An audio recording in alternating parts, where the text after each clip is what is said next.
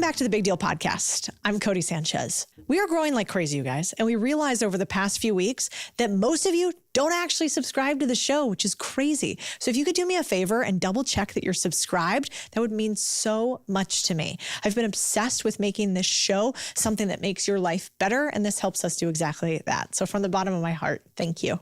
All right, let's jump in. What is the 3 stripes? It's monk Wi-Fi. Good signal to God. 3 lines, 1 line, not so good. Really? No, I'm just kidding. So in Hinduism, there are 4 sects, and I belong to the oldest one. Okay. And we wear ash representing the 3 lines. The first line represents ego. So a lot of times in spirituality, they say you should not have an ego. Yeah. In the philosophy we subscribe to, we believe everyone has an ego, and the goal is to cultivate a positive ego. So someone who's kind, who's compassionate, who has empathy, industrious, charitable. So that's the first one. It's not get rid of ego, but cultivate a positive ego. And the second one has to do with karma, which is the law of cause and effect, that every thought, word, and deed has a repercussion. So that's 50% of karma. And if you can control your thoughts, your words, your actions, you can control a lot of your outcomes. The second half of karma is your reactions. So if you came up to me and said, you know, Dandapani, your shawl is ugly, I could choose to pinch you or say, what a great opportunity to go shopping. And how I respond also determines my outcome. So by controlling how we act and react, we determine so much of our outcomes in life. And then the third one is delusion, meaning that quite often in life, we get distracted with the things and people that are unaligned with our priorities. So always bringing our focus back to who and what matters. Understanding that life is finite and, you know, it's easy to get distracted with things. It is. Is it ever hard to be a spiritual person, especially with like such an external representation of it? The marks, the shawl, the beads, in a world where that's not quote unquote normal. Do you ever get self-conscious? No, because I don't wear this because it's cool. I wear this because I love my culture. I love my tradition. I love my faith. And this is a traditional outfit of a Hindu priest and also Hindu monastic. So it's very hard to tell the difference between monks and priests because they're pretty much dressed the same. But I'm very proud of my culture. So it's hard for people sometimes looking at me and they don't know how to respond. Interesting. You know, and they see all this and they go like, oh. Yeah, what does that mean? Yeah, what does that mean? And for some people, it makes them extremely uncomfortable, and others are very curious and want to know more. You know, it's one of the things that I liked when I first started following your teachings and got on your app, which I love. Thank you. Yeah. I really liked following you because you're of the world as well as, you know, of a spiritual practice. Yeah. And I would aspire to you know, meditate and to do all the things that I read in books from spiritual leaders. But then I'd go back and a company would be losing money and somebody would have stolen from me and fraud would have happened. And it just felt so far away from a monastery. And yet you have kind of chosen to come out and build businesses. Not normal for monks or, well, do you even call yourself a monk? No, so I was an ordained Hindu monk, celibate Hindu monk in a cloistered monastery. And then when my vows expired after 10 years, I left the monastery. So now I'm a priest. And in Hinduism, priests are considered householders. So we can get married, have a family, work in McDonald's or be an entrepreneur. And I chose to be an entrepreneur. So this is a traditional way of a Hindu priest. And, you know, now I run my own business and work with entrepreneurs and athletes. And yeah, but I love that because you bring some of these ideas into everyday life and then you get to practice it too. You know, you have, I'm sure, have many moments where an app costs a ton of money to build. And then all of a sudden it's not working. And then your users hate you. But you're like, wait, I thought I was just, you know, one with God. Like, what happened, right? All of those and a lot more. And I think, you know, Cody, people see the dress and their first perception is that, you know, he lived as a monk, so he's got it all figured out, his focus, his whole day is Zen. BS. I have the same chaos that every entrepreneur has and all the highs and lows and the same struggles that anyone that has a family has. Why would it be different for me? I would say the only difference would be that I was given a set of tools in the monastery and taught how to use those tools and apply it in my life. But that doesn't mean that my life is free of chaos, I have the choice every day to choose whether I want to apply those tools or not. And if I don't apply those tools, then I reap the repercussions. If I apply the tools, then I handle my challenges better. Yeah, you have an incredible analogy about awareness and the mind, Yeah. where awareness is a glowing orb and the mind is vast as space. Can you explain that analogy a bit? I would say of all the things I learned from my guru, that was the most profound thing about the mind. He looked at the mind as a vast space with many different areas. So if you think one area of the mind is happy, joy, sad, food, sex, photography, money, different areas of the mind, and awareness as a glowing ball of light, an orb, and you are pure awareness. You're traveling to different areas of the mind, and wherever awareness goes in the mind, it lights up that area and you become conscious of it. So if awareness goes to the anger area of the mind, it lights up that area and you all of a sudden go, oh, I'm angry. But what you should be saying is, I'm in a place in the mind called anger. I chose to be here. As easily I can remove myself from here and move to another area of the mind. And I give the analogy of a mansion. So imagine a mansion with 100 rooms, and every room is a different state of mind or area of the mind. So one room is anger, one room's happiness, one room's jealousy. I walk in the mansion, I'm pure awareness. I climb up the stairs, walk down the hallway, I open the door, I go into the angry room, and I close the door behind me. And I am in rage. I come out of the room, I walk down the hallway, I open another room, I enter that room, I'm in the room of happiness. And once you realize that you're not the mind, rather your awareness moving within the mind, now you have a choice every day to either choose where you want to go or allow your environment, the people and things around you, to dictate where you want to go. So if you said to me my shawl was ugly, I could let you take my ball of light to an angry area of the mind, and I go like, Cody, how could you say that to me? Or I could go like, I should go shopping, monkshawls.com, see what they have. I think your shawl's lovely, for the record. Thank you. We're actually kind of matching. Yeah, maybe I did that nice. subconsciously. I like it. So that's the key, right? The key is to control awareness. And every time throughout the whole day, regardless of what's going on in your family, your business, your awareness is perpetually moving in your mind. And if you can control where it goes, you can control how you react and respond to a situation. For me, the way I practice is I look at my whole day as my gym, my mental gym. When I'm talking to an employee who's not doing something I told them to do, or something's going on with the business, or whatever it is, every moment I have the choice to choose where my awareness goes. And if someone does something to take my awareness to a different area of the mind, then I go, okay, my ball of light's going to an area of the mind I don't want it to go. I'm going to grab it with my willpower and bring it back here. And I'm going to stay here and choose not to go there. I flew here yesterday, and it's a classic example. My flight got delayed, and everyone's in the plane, was sitting for an hour, and you could see people's awareness going to the frustrated area of the mind. Like, what's going on? Why are we still sitting here? And I saw my ball of light wanting to go there, and I had to just bring it back and go, like, I don't need to go there. I can choose to be somewhere else. One of the other things you talk about that I love is willpower. Yeah. And there's many examples from your work that I like, but can you talk about even the way you define willpower and how important it is? It's not something that I hear a lot of spiritual people talk about.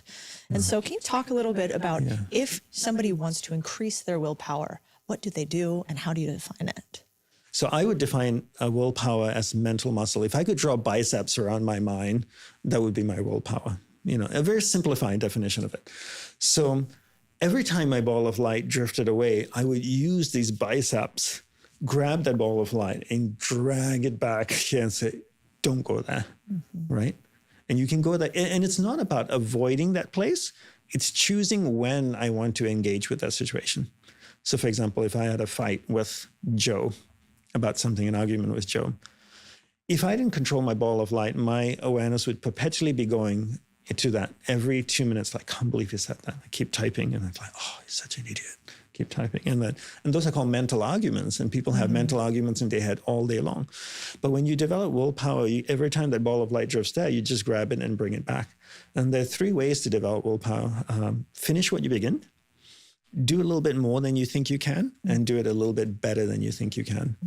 And for me, the easiest way to bring practices into our life, a lot of spiritual people will tell you, wake up in the morning, do yoga, breathe, do your cold plunge and this and that. It's hard when you have a family, when you have a business. But the way I look at it is if you look at your day and you ask yourself, what are the non-negotiable reoccurring events in your day? Every day I sleep. It's non-negotiable and it reoccurs. So how can I take the practice and insert it into that event? So every night before I go to sleep, I floss, I brush my teeth, put my pajamas on, I go to bed. When I wake up, I make the bed in the morning. I finish what I begin. I make the bed a little bit better than I think I can. I do a little bit more than I think I can. Maybe I double fold the comforters, like do the Four Seasons, or, fluff the pillows. And that is not about making the bed. It's about developing willpower so that I can control where my ball of light goes in my mind. I loved when you talked about the dishes, because the dishes I hate to do. I hate to do the dishes. I hate them categorically. And I think when I first started listening to you a few years ago, you had told the same story about if you're going to do the dishes, I want you to start it and finish it. Yeah. We don't do it halfway. And then how could you do it a little bit better? Clean the crystal, put put it away when you're done. And what's fascinating is in our companies now, it sort of has imbued this idea of how you do anything is how you do everything. Yes. And exactly. that we are the type of people here who start something and finish it well, and we're no better than the janitor. We clean up our own mess. Absolutely. And so now it's a big pet peeve, and everybody here knows it, whenever I see dishes in the sink. It's like, we don't do that here. We're not that type of person. Yeah. And that sort of like ripples. Yes. And so I loved that teaching from you, so small, everybody can do it, and yet kind of profound. It is. And, like my daughter, we live in Costa Rica and, we don't wear our shoes in our house. So when we come back, we take our flip-flops off and leave it outside. And my daughter used to just, she's 6 and she kicks it to the side. And, I've taught her like, okay, let's finish the process of going out. When we take our flip-flops off, let's just arrange it nicely before we go in. That's going to take an extra 3 seconds. But now it becomes part of a ritual.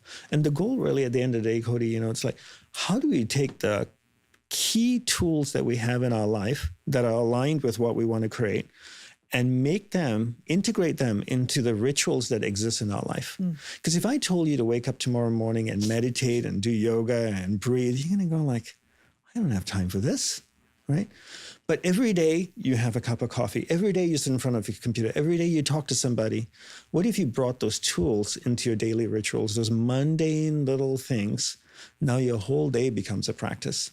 And by the time you go to bed, you've been practicing for 10 hours, developing willpower, practicing focus, and all these other things, managing your energy. And that's a much better approach than to wake up in the morning, meditate for half an hour, and then spend the remaining 15 hours running around like a head-cut chicken, and thinking, okay, I did my morning meditation, I had my matcha, or whatever you had to drink, and then the rest of the day you just go crazy. That doesn't help. That was such a good point. I was at this is a little judgy, which I shouldn't, but I was sitting at a coffee shop the other day, and I was watching these two people who had obviously come back from Burning Man. Yeah. And, and they were like well-dressed, but still had their dusty boots on. And so I was kind of chuckling about that. And then I'm judgy. Yeah. And so anyway, but what was so funny is they blessed their meal, which I thought was really nice, but it was like a prolonged blessing, it was like, and we're feeling it and we're feeling it. So I'm sitting there going, well, this is different. And then. Were you with them? No, I was being a voyeur from another table. Yes, I like it. And then, and they were talking really broadly about spirituality. Oh, the universe and everything's connected and it's all love and we have to bless our food. And then the door swings open and the woman's chair is like a little close to the door. So the door hits her and she's like, watch what you're doing. What's going on? And so I just had this whole thing happen here of watching this moment of you could bless the thing, you could meditate in the morning, but then you lose your practice. Yeah. And so like, how could you bring it throughout the day? I think is really beautiful. Not just when you're at a peak event like Burning Man or even church on Sunday. Yeah. I remember when I first moved to New York, I knew a yoga teacher there and she said, come to my class. So I said, okay. She said, come to my apartment and then we'll walk over together. And I went to her apartment and she was running around finding her stuff. Where's my keys? I can't find my keys. Put her shoes on, her dog. It was just chaos. And she's like walking really fast down the sidewalk with me, getting to the yoga studio. She gets in there, she sits there, puts her mat, and then she sits in front. She's teaching the class. And all of a sudden she turned into this Zen person, And I went like, but all that minutes prior was chaos. So for me, it's not about the 10 minutes in the morning or the 20 minutes. It's like, how do you bring this into your daily life? Yeah. And people can do the food blessing and can look great in a yoga class for 10 minutes. or an hour, what's the remaining 23 hours? Huh? And the way I look at it, Cody, is an analogy. You probably heard of Usain Bolt. Yeah. Right. I don't know anything about this man. I know he's from Jamaica. He won gold medals, fastest man on earth. You know, his 100 meters is 9.56 seconds or something. I would assume that he trains every day when he was running, does weights, eats properly, stretches. His whole day is preparing him from 9.56 seconds, not 9.56 seconds preparing him for the whole day. And most spiritual people will look at their life. If I meditate for 10 minutes in the morning, I journal, that's going to set me up for the day. The way my guru trained me was the complete opposite. Your whole day is the practice that prepares you for the morning meditation. Does that make sense? Yes. So don't look at the morning practice as the most important thing, but rather look at integrating the practice throughout the whole day. Interesting. Yeah. I also want to talk about focus because you are, very big on that as well. What have you seen? Maybe we start by defining it again, because I know you like to do that. And then I think that's smart. We do it in business. I never think about it in this spiritual practice. It just creates a shared vocabulary and understanding, right? And then when we say the word focus, everybody in the room knows what it means. Yeah, it's a good point. It's today we were talking about it in work in a different way. And I was saying, well, when somebody goes above and beyond and does extra work, we want to recognize them. And then I paused and was like, wait, I should define above and beyond. Yes. Because it means different things to different people. Right. And I don't just want somebody working from 6 a.m. to 9 p.m. on stuff that doesn't matter. And then that's above and beyond. And so then we have to define it. Well, above and beyond in this instance means something that drives meaningful revenue or views, let's say, on a video. And if it doesn't do those two things, it's actually not meaningful work. It could just be busy work. So I'd love you to define focus. And then also tell me, what's the most powerful thing you've ever seen happen from someone who truly obsesses on focus? Mm-hmm. So I would define focus, going back to awareness and the mind and the ball of light. Focus is my ability to keep my awareness on you without it wavering. Mm-hmm. So if I'm talking to you and my ball of light drifts away, I'm getting distracted. If I can keep my ball of light, my awareness on you the entire time, I'm in a state of focus. Mm. So most people are always physically present. We're physically present with each other, but mentally absent. Because how many times have you been in a conversation with someone, talking to them, and they go, huh? And they're completely checked out. Their awareness is somewhere else, but they're looking at you going, right? And you just go like, and then people ask, where are you? The right answer is, I'm right in front of you. But the proper question is, where's your awareness? Mm. They go, oh, honey, it left the moment you started talking, because that's what happens. And how do you know? My guru had this beautiful saying, where awareness goes, energy flows. So if my awareness is on you, my energy is flowing towards you, you feel my energy. Now, I ask you a question and you respond, and I start listening to the first few words, and then my awareness drifts away and go, I wonder what I should have for lunch today. But I'm looking at you and nodding, and my awareness goes somewhere else. That's where my energy is flowing. Mm. You no longer feel my energy, and you go, where are you? Mm. So that's just to clarify what focus means. The greatest thing I would probably see coming out of focus, is from my guru. He had an amazing control over his ball of light in his mind. If you look at the mind in a simplified way, Cody, you could look at it as a 3-story building. The bottom floor is the conscious mind, the external mind, where it's tied to our 5 senses, and it's the world we live in, phone calls and emails and everything. The second floor is the subconscious. It's the storehouse of memory, information, habit patterns. And then the third floor is what my guru would refer to as the superconscious mind. It's the source of intuition, creativity, higher spiritual minded things. Only through a focused state can you take your ball of light from the first floor through the second floor to the third floor. And once you go to the third floor, you need to have so much willpower to hold that ball of light there in order to experience that state of mind. So imagine if I picked up a 1,000-page book and I just flipped through the pages, I would read nothing, right? But if I took a 1,000-page book, I opened it up and I held my gaze on one page and went through every sentence, I would be able to read it.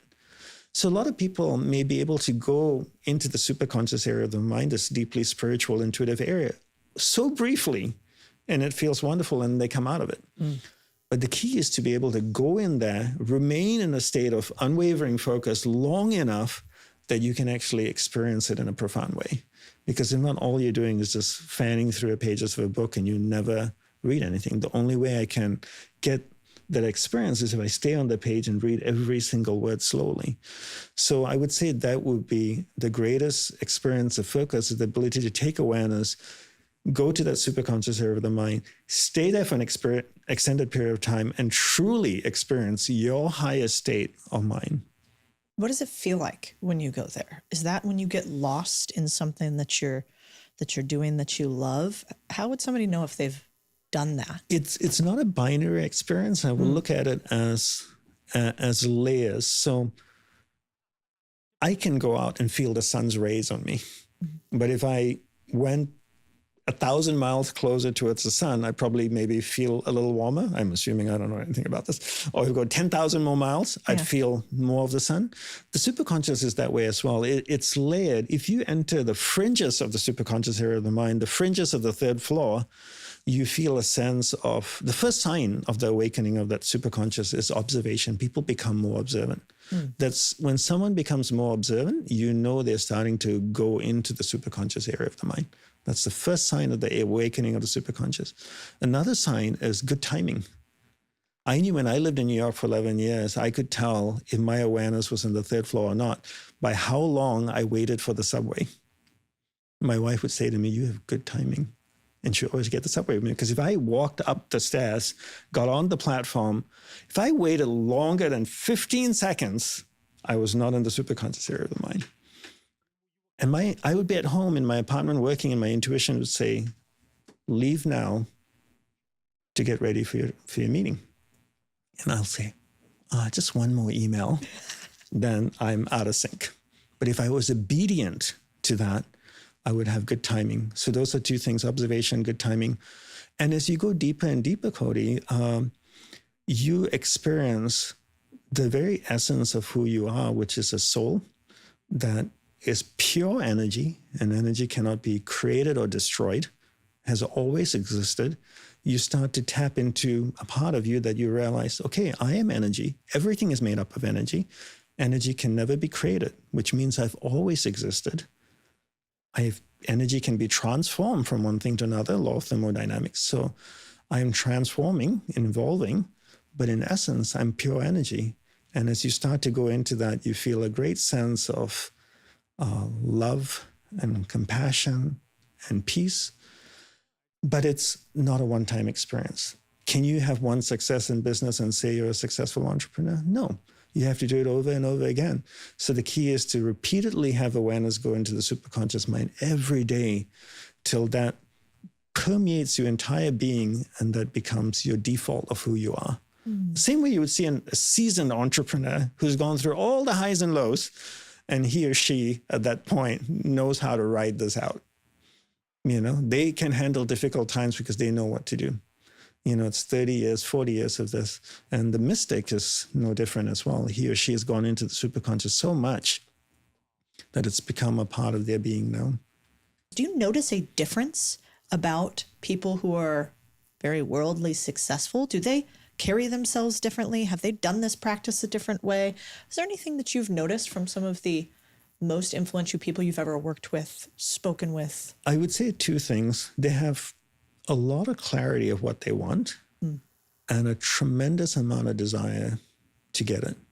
I had the good fortune of working with one of the top soccer players in the world for 3 years, for 3 seasons. And he knew crystal clear in his mind what he wanted to achieve. And the desire he had for it was unparalleled. I'd seen monks with it, you know, and he really, really wanted it. So the combination of knowing what you want and having that intense desire for it helps you to get there. So most people don't really know what they want and then don't really have a desire for it. They try and then they give up. But you have to want it more than life itself. You know, when I met my guru before I joined the monastery, I told him what I wanted in life, which was enlightenment. And he asked me, "What are you willing to do for it?" And I was in college then. I said, "I'm willing to give up my life." And I joined his monastery, and, you know, in my early 20s, and I didn't speak to my family again, my friends, had 3 meals a day and didn't talk to relatives, didn't do all the things that everybody in the world does. Because I was willing to give up everything in my life to pursue this. And that's what I see in some of the most successful entrepreneurs and athletes. They want that, and they're willing to do whatever it takes to get it. How long did you give up everything for when you were in the monastery? 10 years. So you didn't speak to your family for 10 years? In the early years, you got to talk to them twice a year, like on a phone call. So no emails, no letters. You get like a 30-minute call and call your mom and dad. So at one point you're in school. Yeah. You have a defined career path too. Were you going to be an engineer? What was? I did electrical engineering. Yeah. So you're an electrical engineering college student. I mean, I remember what I was like in college. Not that was not a direction I could have ever imagined. No, What was the moment that you were like, I'm going to go dedicate 10 years of my life to enlightenment? I wanted to be a monk since I was 4 or 5 years old. And I was looking for a teacher that could teach me. And I met many wonderful monks and gurus along the way. But none of them, they all said inspiring things, but none of it I felt was practical and relevant to my life. They talked about big ideas and big concepts, and they'd talk about the mind and use words I couldn't wrap my head around. It wasn't until I met my guru that I found, for the first time ever, a monk that could articulate the goal for me, the path to the goal, the spiritual goal, the philosophy, to ensure you're actually making progress. What are your KPIs on the spiritual path, right? Because if you don't have that, I remember him saying to me one day, Dandapani, if you meditate every day and after 6 months you're still a jerk, you're probably doing the wrong practice.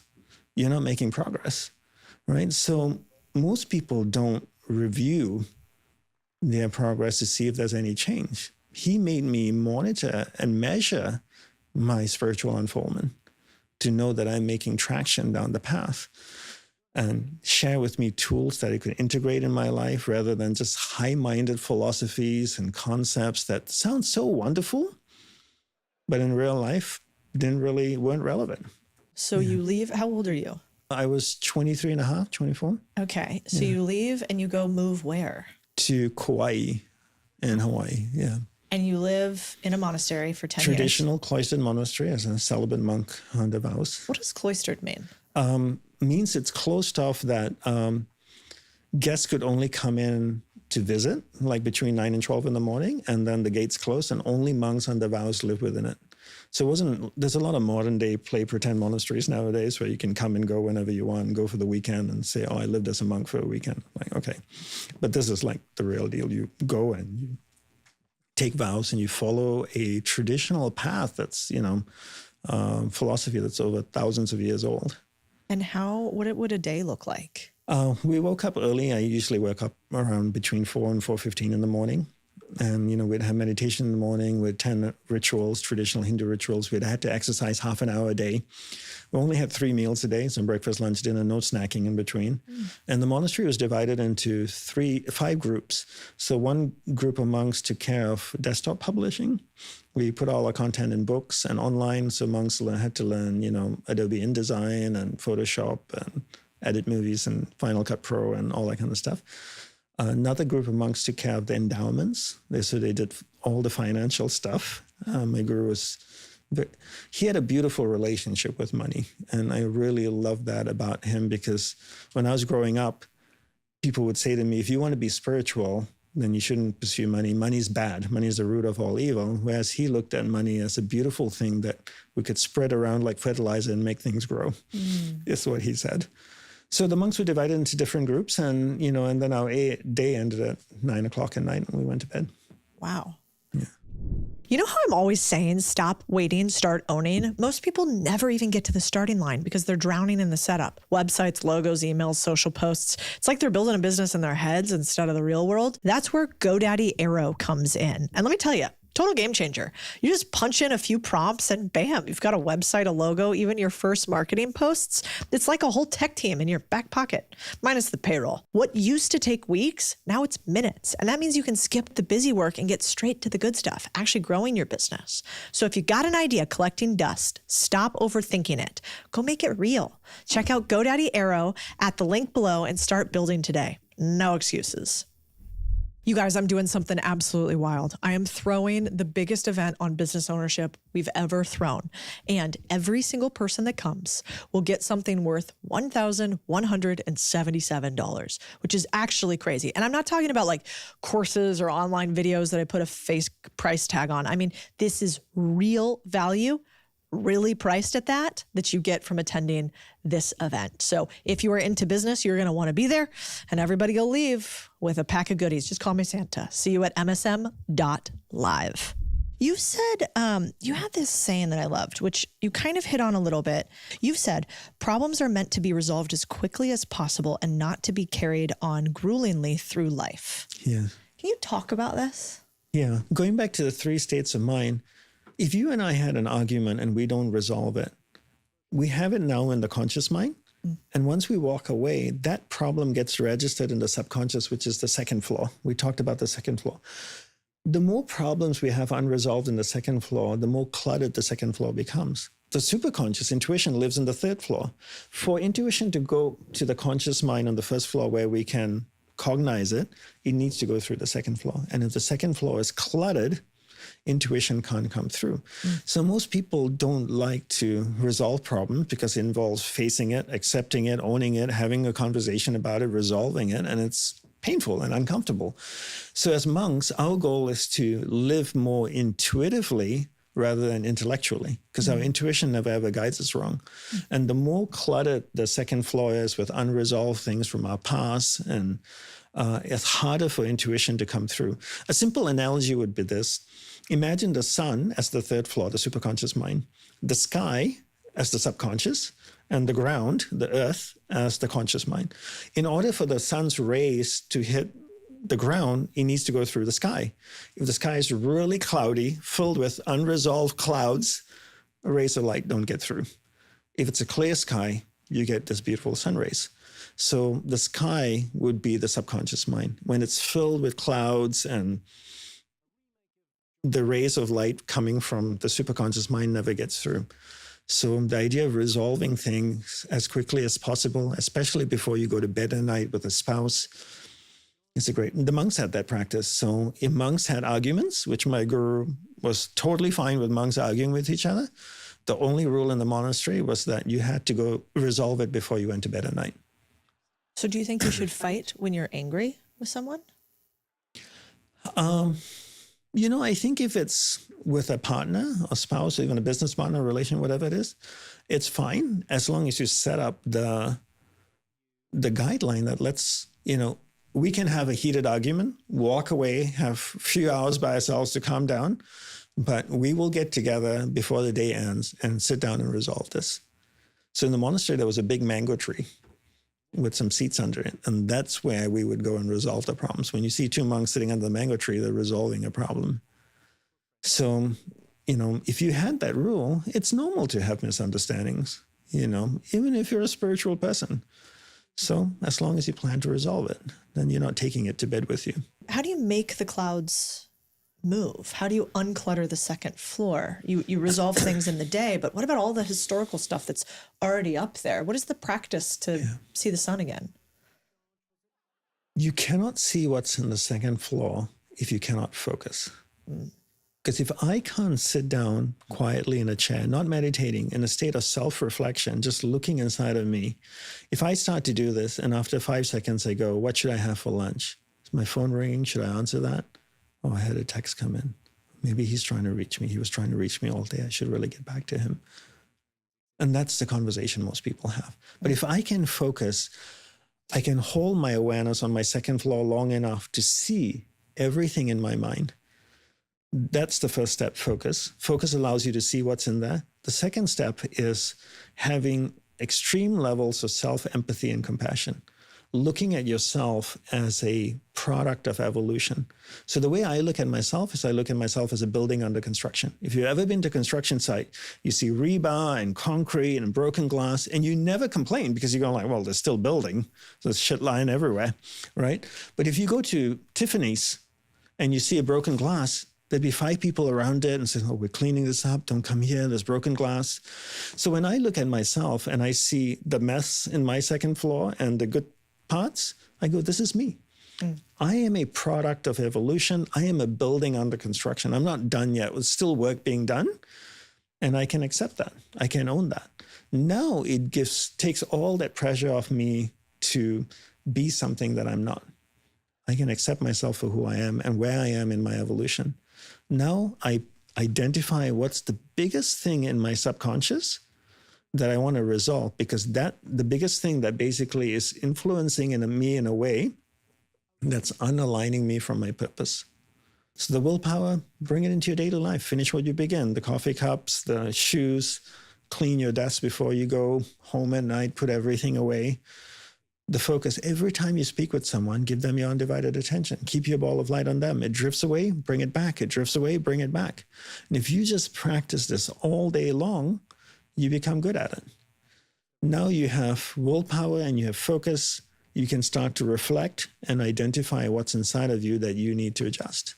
And if we don't do the work on ourselves, we'll never be the person we need to be to achieve what we want to be, because we don't have those skills to match the goals we have. Yeah, I really like that. I am the biggest obstacle in my life. Me too. To my business, my relationships, in everything I do. So I don't worry so much about fixing a lot of the external things. I need to fix me. And the more I fix me, the better I am at every part of my life. Does that work for everybody if they focus on willpower, energy, and focus? Absolutely, yes. Because there are standard. It's like if everybody in this room went to the gym and lifted weights, we'd all start to get muscle. It doesn't matter who the person is or what gender they are, they'd all start to get weights. Start to build muscle, right? So when you start to do these things, you'll start to see you become more observant. Well, the first thing you do is you start to see more of your stuff inside of you.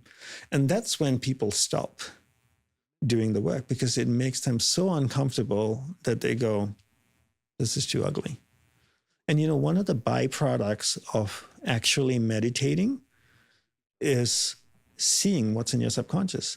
Because if I stay still, I close my eyes, I don't move, I regulate my breath, my conscious mind starts to get shut down, the first floor. Now my second floor becomes the dominant floor. And now I see what's in my subconscious. I remember the first year in the monastery, we'd meditate together, the monks, for an hour. And if I had a really good meditation, I knew the rest of my day is crappy. Because all the stuff in my second floor was being shown to me, or I started to see. And then the rest of the day, I go, I'm a terrible human being. I'm a really bad monk, Wow. So most people think when you meditate, it's bliss. But in order to get to the third floor where the bliss is, you have to go through the second floor. Oh, interesting. Yeah. Yeah, I guess it does make sense. You go to the gym, you work out, you're going to be sore afterwards if you did it right. Yes. If you pushed yourself. Another example, just to make this clearer, if you've ever been to a bar and seen someone who's drunk, when someone gets drunk, they're shutting down the conscious mind. The conscious mind gets dull, the first floor. The second floor becomes dominant. Now they start saying things that they were thinking, oh, your sweater looks ugly. I was like, I didn't mean to say that, right? Yeah. So that's a similar thing. So meditation and getting drunk are a little bit similar, and shutting down the first floor, and then the second floor becomes dominant. And you start to see what's in people's mind. And that's why when you're having drinks with people at a dinner party or something, and someone's had 3 or 4 drinks, you start to tell very quickly what's on their mind. Because there's no filter, and they just start saying things. And you go like, oh, I know what you're thinking. Yeah, one of my favorite mentors in business always said he won't do a deal with somebody until he's had a few cocktails with them. Exactly, yes. In traditional monasteries, in certain monasteries, monks would drink. They would sit around a table on the ground, and the guru would pour a little bit of like mead, honey mead for everyone, and they'd take a drink. And after 2, 3 drinks, the monks are going like, this place of food is terrible. Like, oh, that's good to know. Whereas they normally wouldn't say it, having not had a couple of drinks. Yeah. It's a great way to tell what's in someone's mind. I want to talk a little bit about energy. Yeah. You've talked about treat energy the same way you treat money. Yes. It's a finite resource that needs to be managed wisely and invested.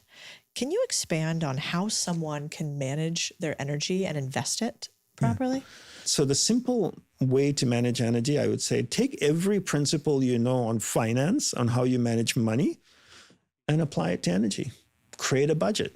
Do we evaluate do you have investments? Yeah. How often do you evaluate your investments? Probably once a month. Once a month, right? And after a few months or a couple of years, you find an investment is doing really badly, and would you stay, or you may pull out your money and put it somewhere else potentially? Sure. Yeah. When was the last time we evaluated the people in our lives that we give energy to? We don't even do it once a year. Every year around November, December, I have a list of all the people I'm actively involved with, and I assign statuses to them and how much energy I'm giving, because I have a finite amount of energy. Then I reallocate energy. So if Steve has been so amazing to me this year, I want to give him more energy. Now, energy cannot be created. I can't create more energy, but energy can be transferred from one thing to another, law of thermodynamics. So I go like, I'm going to take money out of Julie and energy out of Julie and move it to Steve. So Julie gets less energy. What does that translate to in real life? Next year, I'll spend less time with Julie, more time and energy with Steve. But if you don't have an evaluation process like you do for your investments, you probably have a set of practices on how you're evaluating, whether it's doing well, not, but checks and balances. You just all day, all month, all year long, just spend your energy. I've never thought about it that way. And you hemorrhage it. Right. And I think most of us are conditioned to think about the energy that we're giving people based on the amount of time we have available. Yes. My calendar appears empty on Thursday, so I guess I have time to do this. Yes. Because that is the question that people ask, right? Do you have time to do X this week? Yeah. Can you do X? As opposed to what you really should be thinking is, do I want to? Yeah. And should I, based on how much energy I have? Yeah. And can I tell you the difference between time management and energy management? So if time management, I say, very simplified, I sleep 8 hours, I work 8 hours, I'm spending 1 hour with my family having a meal. If I sat at the dinner table with my family for 1 hour, I could check the time management box and say, I did it. My question is, when you're at the table for 1 hour, you're physically present, where's your awareness? So if your family's eating and you're there with them and your kid's telling you something about school or whatever, your wife or husband's telling you something, but your ball of light is somewhere else, that's where your energy is flowing. It's not flowing to them. So time management-wise, you can check the box and say, yes, I sat with my family for 60 minutes. But energy management, you actually gave your family only a tiny bit of energy because the rest of the time you were distracted and your energy was going somewhere else instead of going to them. So for me, it's not about time management. It's about managing energy. I could spend 5 minutes with you, and if I'm completely focused, you get all my energy in that 5 minutes. Or I can spend half an hour with you, and my ball of light's all over the place, and that's where my energy is going. And in that half an hour, you only get a tiny piece of energy. That's why, for me, focus is so important, because when I focus, that's where my awareness is going, and that's where my energy is flowing. Where awareness goes, energy flows. And for me, it's all about giving energy to the people and things that truly matter to me. How do you not, what is the right way to say this? It's not too rude, which is like, Can be rude. which is like, I'm more a New Yorker than anything yes, else. that's probably true. But like, how do you tell somebody that you don't want them in your energy field anymore? Or how do you stop getting around somebody that's an energy vampire? Start pulling back. Every time my awareness goes to you, Codie, my energy flows to you, and I'm building an energy connection. The fastest way to get rid of somebody in your life is to stop letting your ball of light go to them. Because imagine if my ball of light's a watering can, and the water in the watering can is energy. Every time my ball of light goes to you, I'm watering my connection with you. And I'm building that energy connection with you. So if I want to get rid of somebody in my life, I just move my ball of light away from them. They no longer get energy, and it just starts to wither away and go away. And the first step, I would say, in managing energy, a lot of the questions I get asked quite often is, how do I build more energy? Probably people ask you, how do I get more money? Yeah. That's not the first question. The first question is, where are you hemorrhaging energy?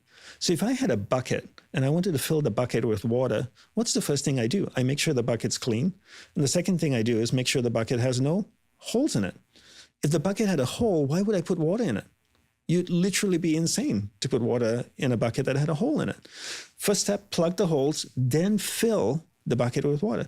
So when you look at yourself and your physical body and your mind as a bucket that contains energy, rather than thinking, should I journal, meditate, eat healthy, exercise, go for walks to get more energy, the first question you should be asking, how many energetic holes do I have in my life?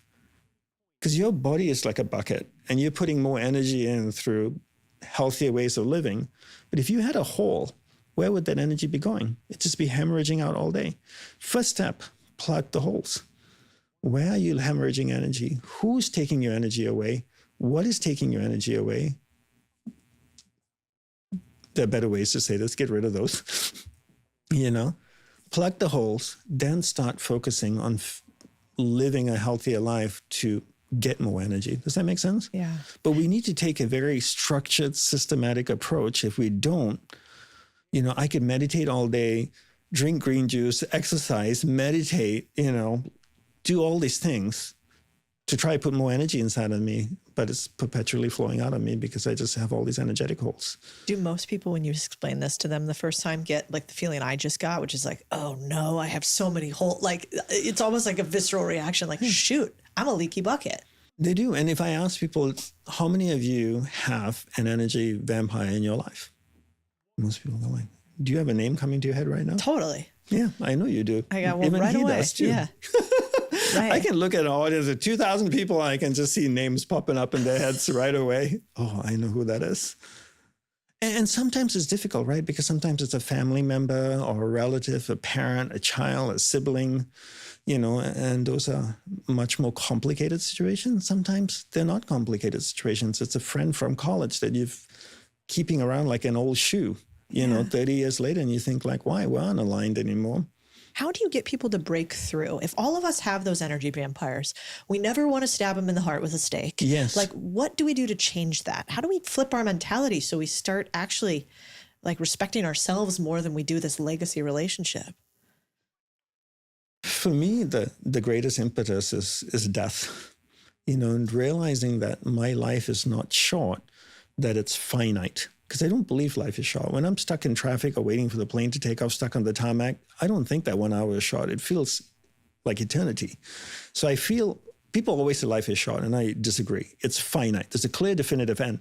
So for me, what do I choose to do with the time that I have left? How do I want to live that life? And I realized that I need clarity around my purpose in life, my priorities in life. And once I have clarity around that, I need the ability to focus and the ability to channel substantial energy to those things to make it grow. Like a business where they would raise money, raise capital to invest in it. This is not my area of expertise. I just, know very little. You'd raise money to channel into that, right? Because you need capital to grow the business. So life is no different as well. Once you're clear of your purpose in life, your priorities in life, you think, okay, I need capital now, energy capital, to channel to that, to make those things grow. Now, where am I hemorrhaging energy? Now you have an impetus, a reason to start plugging the holes. But if you don't have a reason to plug the holes, then you're going like, yeah, it's just part of life. Yeah. There needs to be a reason. We do things because there's a reason. So if you're struggling with energy management, the first thing is, okay, now I need to understand my why. And that might be death, the greatest of all. Yeah. And then it's sort of this audit. Let me just see where I feel the leaky buckets. Let me write it down. Let me analyze it. And then it's take your awareness away from that connection. Because where awareness goes, energy flows. Yeah. So I don't even have to tell them I'm not going to do coffee yet. I just am taking my awareness off them. And then the next step is just spend less time with them. Yeah. And someone like you, where people come and ask you for advice or pick your brain, or anybody that has an expertise in a certain area, one simple practice I tell people to do is place the burden of responsibility on them. So for example, you know this. So just give them a task to do and see if they'll do it. And if they don't do it, don't meet with them. What's your go-to task? Do you have one that you give to people? Yeah, sometimes I will ask them to read my book. Or, sometimes like at events that I speak at, people will come up to me during the break or after the event. Can I tell you about my relationship problem or this or that? And I said, I don't have much time right this moment. And I see this as such an important topic for you. Can you send me an email? It'll give me time to read it at home, reflect on it, and write you a response. And people don't email me. I was going to say, what percentage of people do you Nobody think? does. Isn't it wild? Yeah. It's actually the craziest thing. It's so crazy. My go-to is, before I had a book, it was read somebody else's book. Now that I have a book, it's read mine. Yeah. But pick a book, any book, even if you haven't written one, and say like, I'd love to give you advice on that. Let me start here so we have like a shared basis of understanding. Yes, exactly. First, you got to read this. Yep. And what kills me is people will write you these emails or have these questions, and the feeling that I could they're like, it's life or death that you answer. But it's not. In front of you, right? Right. Yes. But then the second that you go away, it doesn't, which also gives me I think it makes me realize, so many people say it's really hard to get ahead in life. It's hard to do. And I'm like, I'm not sure, because so many people don't do the very simple thing that would be the first step. And so if you're willing to read the book and did the thing you said you were going to do, which I guess is your first practice. Yeah. If you say you're going to do it and finish it. Yeah. And people just don't desire things badly enough, Cody, and that's why they never get it. They want everything to be a quick fix, and everything is a hack today. How can we hack this? I've had someone come up to me and say, Dandapani, do you have a quick way for me to slow down? That makes a lot of sense. A quick way for me to slow down. Okay, let me help you with this problem. You have said that, actually. You have this other line that I meditate on a lot, which is, you have fear when you are not confident in your own personal powers of creation. Yeah. And you need to realize your will is stronger than your mind. Yes. When I read that line, I think, man, am I not achieving the thing that I want to achieve because I don't believe that I could, actually? And thus, because I don't believe I could do it, my desire is not strong enough for it. It almost feels like maybe my belief or desire is the thing that stands in the way most often. I think it's important to say that if anybody ever says they don't have any doubts about achieving something, they're definitely lying. Everybody thinks twice about everything. Even the best athletes I worked with have doubts before a game. It's just a natural part of it. The difference is that they have this tremendous burning desire to achieve it, and that's where they end up getting. So I think for me, at the end of the day, it's the clarity, the crystal clear clarity that you have, and the specificity that comes out of it. And the more clear you are, the more specific it is as to what it is you want. Once that's defined, then it's about harnessing and channeling all that energy to it, in unwavering focus. Mm-hmm. Then that builds the confidence inside of you. But it's hard to have confidence to do something if you're not clear what it is you want. I was very clear. I wanted to go to the monastery, not just to be a monk, but enlightenment was what I was seeking. And being a monk was the most efficient way to get there. So I was willing to do that. And when my guru asked me, what are you willing to do? I said, I'm willing to give my whole life for it. I was in my early 20s. My friends were graduating, buying cars, having an apartment, traveling and dating and doing all these things. And I'm like, I'm going to go live in a monastery because that's what I want. So the clearer you are, the narrower your focus becomes. It's the more energy you can channel and funnel towards that, the more confidence you have, the less fear you have that you won't achieve it, that you can get there. Do you, how do you even ask, have you reached enlightenment? Have you touched that before? Are you still there? How does that work? I would say, and again, every philosophy is different, so I can only speak from the Hindu philosophy. And again, in the Hindu experience, it's not a binary experience. It's more like I talked about approaching the sun, right? As you get closer and closer, you feel more of the intensity of the sun. As your awareness goes deeper and deeper into the superconscious area of the mind, to the essence of who you are, you experience deeper and deeper states of yourself. Mm-hmm.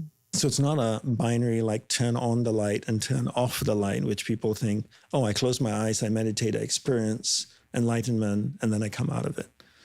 It's you get there, and then eventually you get to the sun and merge with the sun, and then you come back out again. So And have you felt that before? the Like layers, super close to the sun? Is it like, let me tell you, Yeah. in like a total normie sort of way, like when you do psychedelics. So Yeah. like if I've done mushrooms, let's say, and I have an experience where I feel like I'm out of body, or I might have talked to God.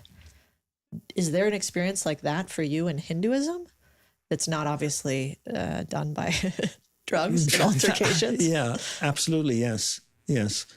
And a very profound experience. Yeah. I'm pausing because I don't talk about this publicly. This is very personal. Very personal, very sacred. And sometimes when you share the most sacred inner experience with somebody and people are like, nah.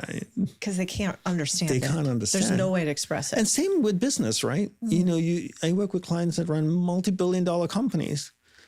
They know when they share something with me, I hold it with sacredness and gentleness, you know.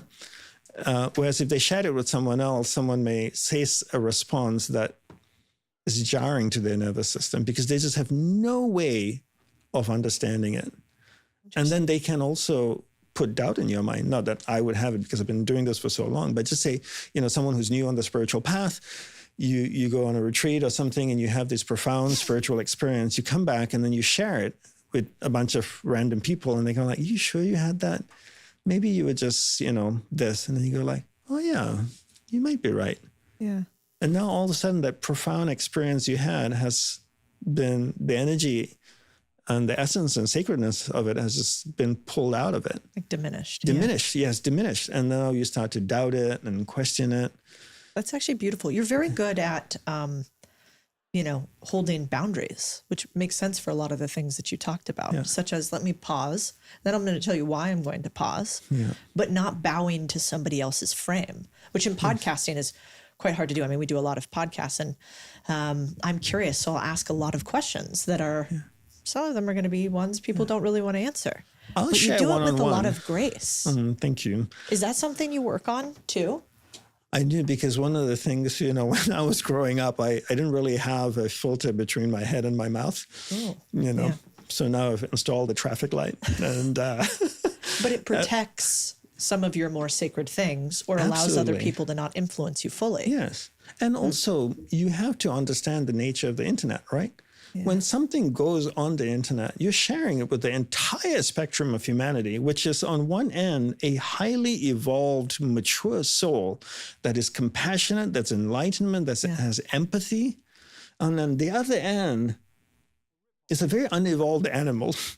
Yes, maybe more this than that. Yes. So when you put information out on the internet, which most people put out without even thinking twice about it, now you give permission for the entire spectrum of humanity to comment on it. That's true. And you don't really need comments from the other end of the spectrum.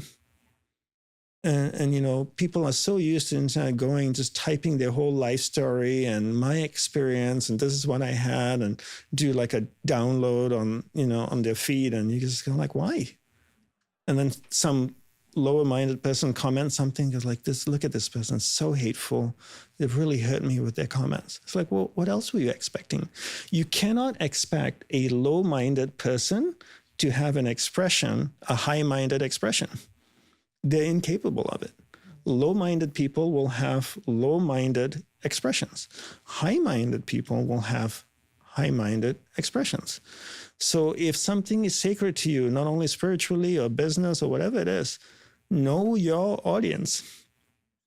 Know your audience every single time and who you're sharing what with, because they can diminish the power of it and cause you to feel not so good about something so sacred. And not only spirituality, business, everything, relationships. So I'm very protective about who and what I share with and when I share it.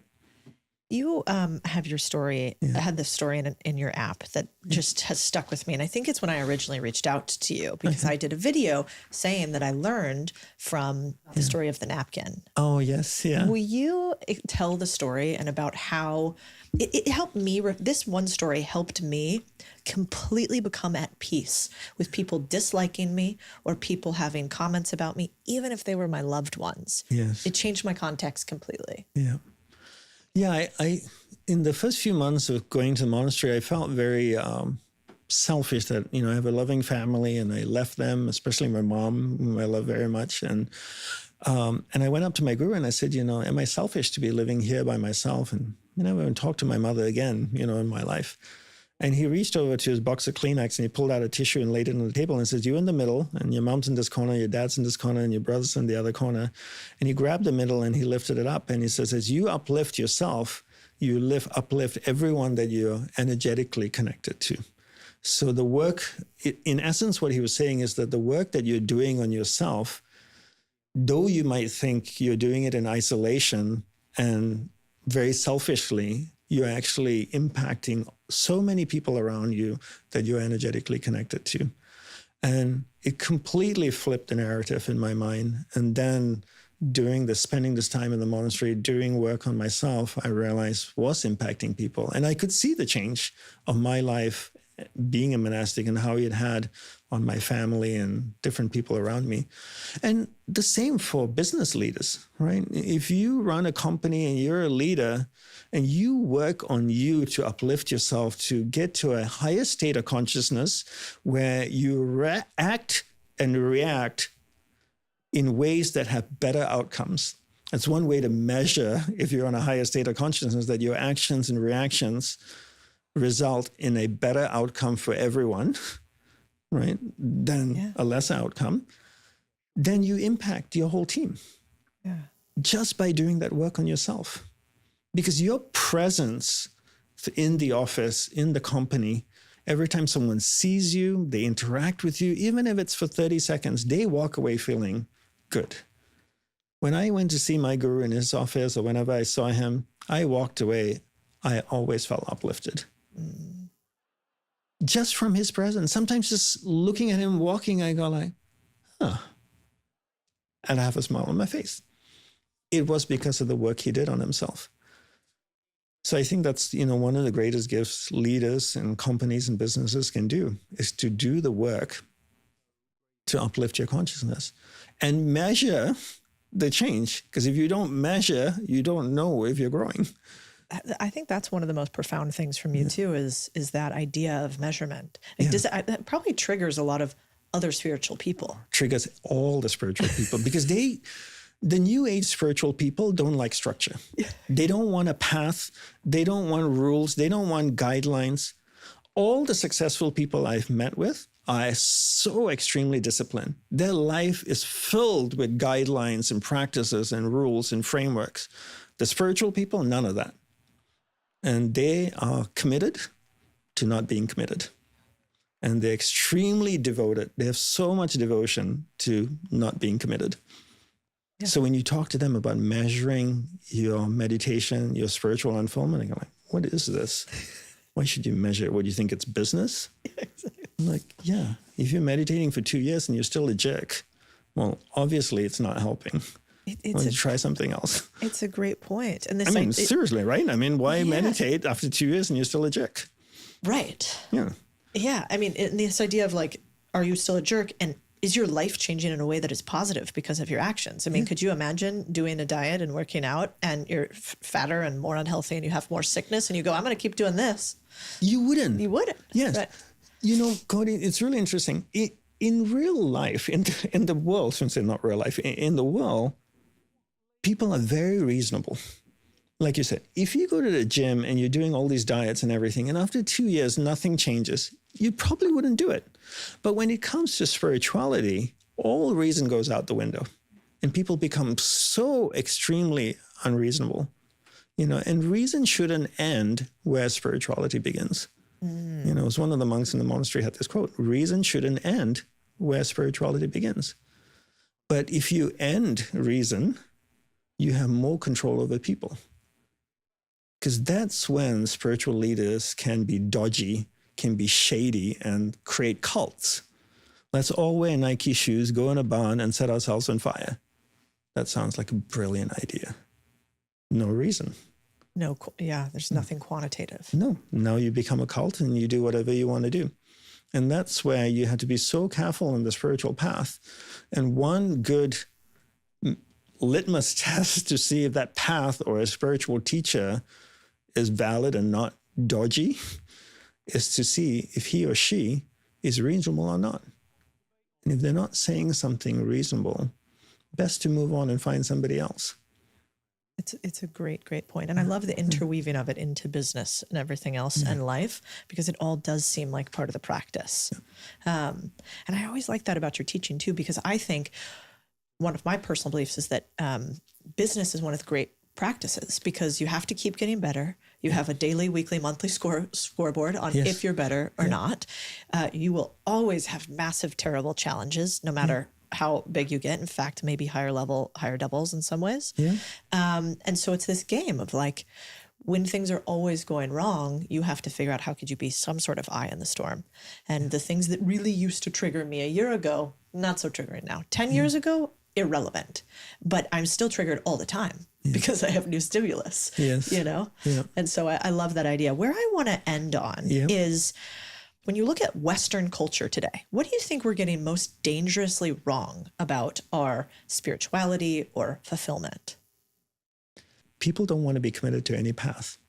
They like to eat off the spiritual buffet table. Saying, I'll take a little bit of this, I'll take a little bit of that, I'll do a cold plunge, I'll do some ayahuasca, maybe some yoga and some kundalini, put it all together in a bowl, and it should work for me. You don't approach business that way, do you? No, you define what you want in business. What product are we selling? What service are we offering? Who's our niche market? Who are our target audience? Then you find the people, the consultants, the team that can help you focus on this. If you build mobile applications, you don't hire someone who's an expert in lawnmowers because it's not aligned. But people don't take that reasonable, structured approach to spiritual life.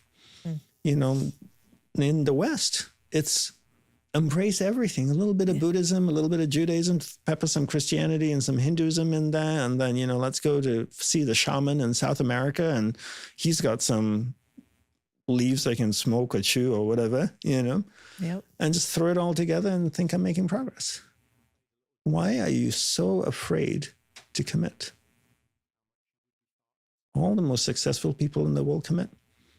The best tennis players commit to playing tennis. They don't try to be professional golfers. The best musicians do music. The best entrepreneurs focus on their niche market. When it comes to spirituality, you just feel like, you know, I can be this free soul. They mistake spirituality with this freedom of I can do whatever I want and not be bound by anything, you know. The greatest progress you can make in spirituality is having structure and framework. And the more structure and more framework you have, the faster you unfold spiritually. Like in anything, going to the gym, business, whatever. Dandapani, I love your book, The Power of Unwavering Focus. I love your app, which is your name? Dandapani. Yep. That I use on a daily basis. And one of my friends, Stacy, is taking your energy course right now, which she said is amazing too. I haven't tried that one yet. So where do you want people to follow you? Obviously, I think they should try all the three above, but also Instagram? Instagram would be a great place. I have a link where I can, for this podcast, if you go to dandapani.org/Codie. Yay. Yeah, there's 3 things. You can subscribe to my free weekly newsletter that I send out an email giving some insights. And then I have an audio piece in there that shares 3 things that people can implement in their life right away. 3 practices, really simple ones. And also a couple other gifts that they can download for free. That's beautiful. Thank you so much for being here today. Thank you, Codie. It was mostly for me. The audience is going to love it, but I need, this is my podcast today. I sniff out competence like a German shepherd on a cocaine trail at the airport. Today, we're talking about hiring people to help do the work for you. That's the power of a good operator. You do what you promise, they do what they promise, and the checks get deposited while you're living life. Now, before you get all excited with dreams of other people doing your work, let's talk about the tale of two operators. It turns out you should always use the word family really carefully. We realize, holy hell, we've actually been taken for a ride. I think you are out of your mind if you have a business that's doing over $1 million in revenue and you don't have specialized recruiters. This episode is for you whether you own a business or want to buy one, because your goal as the owner of a business is to hire a team that runs your entire business better than you. So if you're going to buy a business, I'm going to teach you how to find that operator and hire them. If you already run a business, I'm going to teach you how to think through making sure your operator is the right one so you can own the business, not be owned by it. So in business, unlike sports, we don't fall to the levels we practice. We fall to the level of those we hire. This is the secret rule of ownership, and it's really hard. Here, the captain and all-star of your team is your operator, the one who runs the plays day to day while you fund it and find your next deal, or while you are working on the business, not in the business. Now, before you get all excited with dreams of other people doing your work and growing your bank account poolside, let's talk about the tale of two operators. Tale one, the dark side. This is actually a true story. The keys to the business, they're mine. I just bought a 12-year-old business that would profit each of us a few $100,000s a year, or so I thought. My operator found me the business, promised to run it as well. Perfect, right? Months pass and the business is growing slightly slower than we thought, but that happens. We've asked for a few updates. We've had a slight push and pull on the business, but we give the operator a lot of rope. We trust him. It's his first business takeover with me, but you guys, I love the guy. I mean, he's basically family. We're best buds. I think I know all about him. I think we're totally aligned on my best interests. Then one night on our annual family summer vacation, I get a weird email from my accountant. Turns out our operator was on vacation too. And the accountant started running the numbers in his stead. My other guy's gone. Small problem. The math, it's not mathing. So I'm trying to call the operator, isn't answering. And after several late night phone calls, which the operator wouldn't pick up, and many more texts, which he definitely left me unread, we realized, holy hell, we've actually been taken for a ride. Our little business was living on fumes, likely funding our operator's European vacation from the profits of a business that are apparently far from profitable. So after many sleepless nights, months of work, lost friendships, we finally get the business back from him and we turn it around. We didn't turn around totally. It wasn't a success like I wanted to. And it turns out you should always use the word family really carefully. Now, tale two is the bright side. What does a good operator look like? Well, you have conversations like this. So I call my operator, changed his name here so that he doesn't get embarrassed. I say, what is this deposit for? $14,850. I ask while checking one of our bank accounts. Oh, that's a Portco payout. Name change, just send it through, he replies. Mailbox money. It is possible. You see, the guy who runs one of our portfolio companies, he works harder than we do, treats the business like it's his, does what he says he's going to do, is better actually at running this business than we are, and he has fully aligned incentives, which means that he makes money when I make money, and he doesn't make money when I don't make money. That's the power of a good operator. You do what you promise, they do what they promise, and the checks get deposited while you're living life. Is it always perfect? Sadly, no. Does he make mistakes? Yeah, I think he'd be the first to admit that. But once you have worked with pros, you'll never allow for another amateur. So at this stage of the game, the most common question I get from new owners, maybe like you, is this. After I buy the business or after I build up the business, how do I manage the damn thing? And if this is how you're feeling, don't stress. Most new owners don't know how to run a business that they've acquired. Most owners who run a business don't know how to have an operator. And they can't fathom how entrepreneurs like myself oversee anywhere from 10 to 30 businesses at a time. Now, the truth is, you guys, scale is really hard. So please don't buy 3 businesses simultaneously. But we all start off as beginners, and this game is one that can be an oddly fun mixture of bull riding meets tequila shot drinking, I guess. Because once you get to a certain level, I have a lot of businesses. You can see them all on Main Street Holding Company. I think there's 22 listed on there, and I only run really one. Many want you to believe that business ownership and operations is really difficult. You, the average person, can never do it. How dare I, Cody, simplify, and how dare you try? And my response to them is always, okay, if it's so hard being an owner, why don't you go back to being an employee? At which point they will chuckle and say, well, yes, I guess it is better than that, but I'm different. I'm something special. Now, the key to running a bunch of businesses and not driving yourself crazy is an operator. Do you actually need one? Short answer, no. I've bought many businesses to replace a job and then ran it myself to start. Long answer, I think it's way more fun than doing it all yourself. So consider my own experience with a laundromat. This might shock you, but I do not, in fact, know how to fix a washing machine. My husband doesn't even allow me to wash our own clothes for fear of my ineptitude with our residential machine.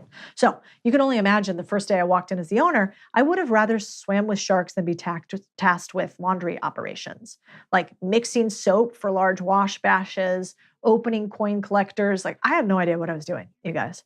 Even operating this simple, boring business required skills and knowledge I didn't have. I would have been like an embarrassment if that was required. Thankfully, I had a guy. My guy brought the expertise needed to keep the business running smoothly. His role was essential. He was my operator. So this brings us to the crux of the owner-operator relationship. Owning a business where your daily involvement is minimal can feel strange. You might wonder if you're even necessary to the whole operation. Before you ask, the answer is yes. Your operator often relies on you as much as you depend on them. Symbiotic relationship. Your investment, their expertise. Together, that's how you have success for both parties. The most effective way you learn is by modeling, right? You want to ride a bike? You watch somebody ride a bike. You want to chop food fast with knives, you line up those carrots and you chop them, and you do it again and again until you get it right yourself. This is how we teach people how to do acquisitions. This isn't curriculum or online courses. We model for you exactly how acquisitions are done every single week in our deal reviews live until you trial with your deals. If you are thinking about buying a business, we have facilitators, experts, and ambassadors that are doing deals, and they'll show you live what it takes to get it done. This isn't easy if you do it by yourself. So we want to be the hand to hold. If joining something like that sounds like what you need to buy a business, you're welcome to jump on a call with my team. Let's see if you're a fit for our community. So let me tell you a couple examples of how I found a couple of my operators. One of my operators, Bobby, he runs our business buying marketplace called BizScout. I found Bobby because I was on a long search for somebody who could run this business that I had bought, but I wanted to grow. Step number one to finding a great operator is to create an avatar for that operator. And I spend probably the most amount of time of anything I do creating not just my job description, not just the job application, but actually my avatar. I close my eyes and I think about this, which is what I want you to do. In a perfect world, what would the most successful operator of this business look like? In my case, for Bobby, I was like, well, he would have marketplace experience because he has already run a marketplace. He would be relentless because this is going to be really hard to build. So I probably would want somebody that was like a former athlete or had been at really hard companies, super hard charging. Then I was like, I would also want him to be good at sales. I think a lot of the job of being operators of companies is selling people to come with you and also selling your customers and also selling third parties and vendors. So I wanted him to be good at sales. He also needed to have technical ability. He's got to be able to understand the technology and hire engineers. And then I wanted a history of winning.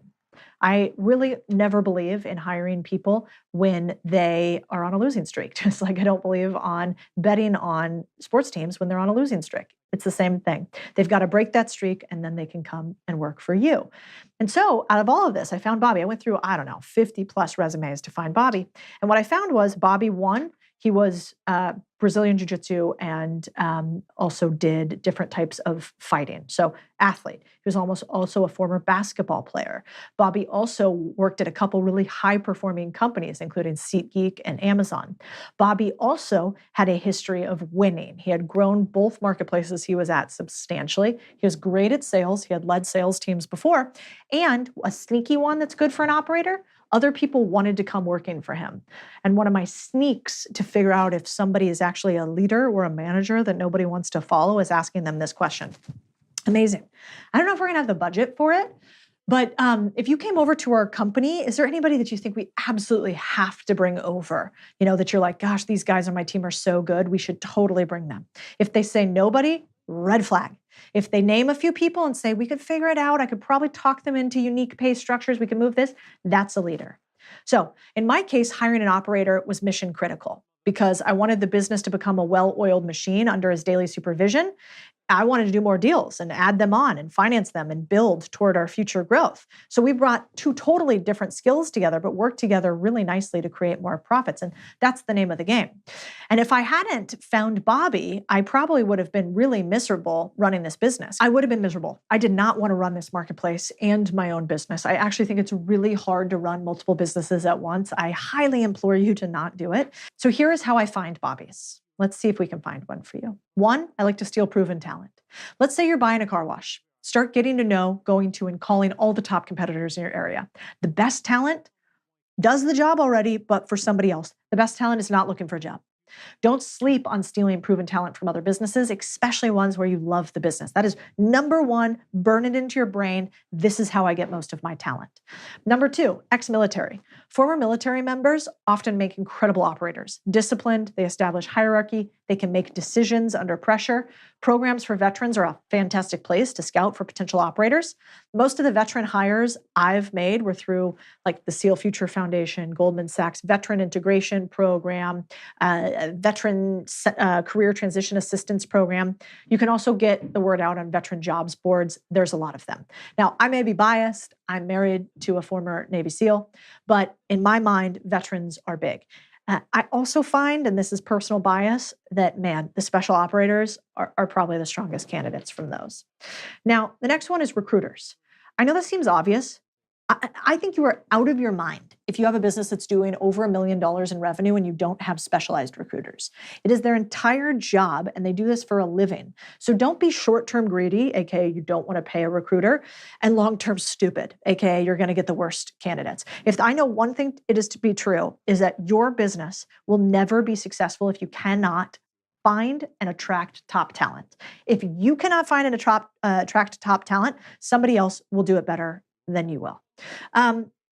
So whenever I go to find a recruiter, I look for a recruiter with subject matter expertise. When I ran a financial company, I went out and I recruited a recruiter. I went to all the recruiters in the space and I said, okay, who are the best recruiters? I got references on them. I reached out to former people that they hired. I reached out to former companies that they recruited for.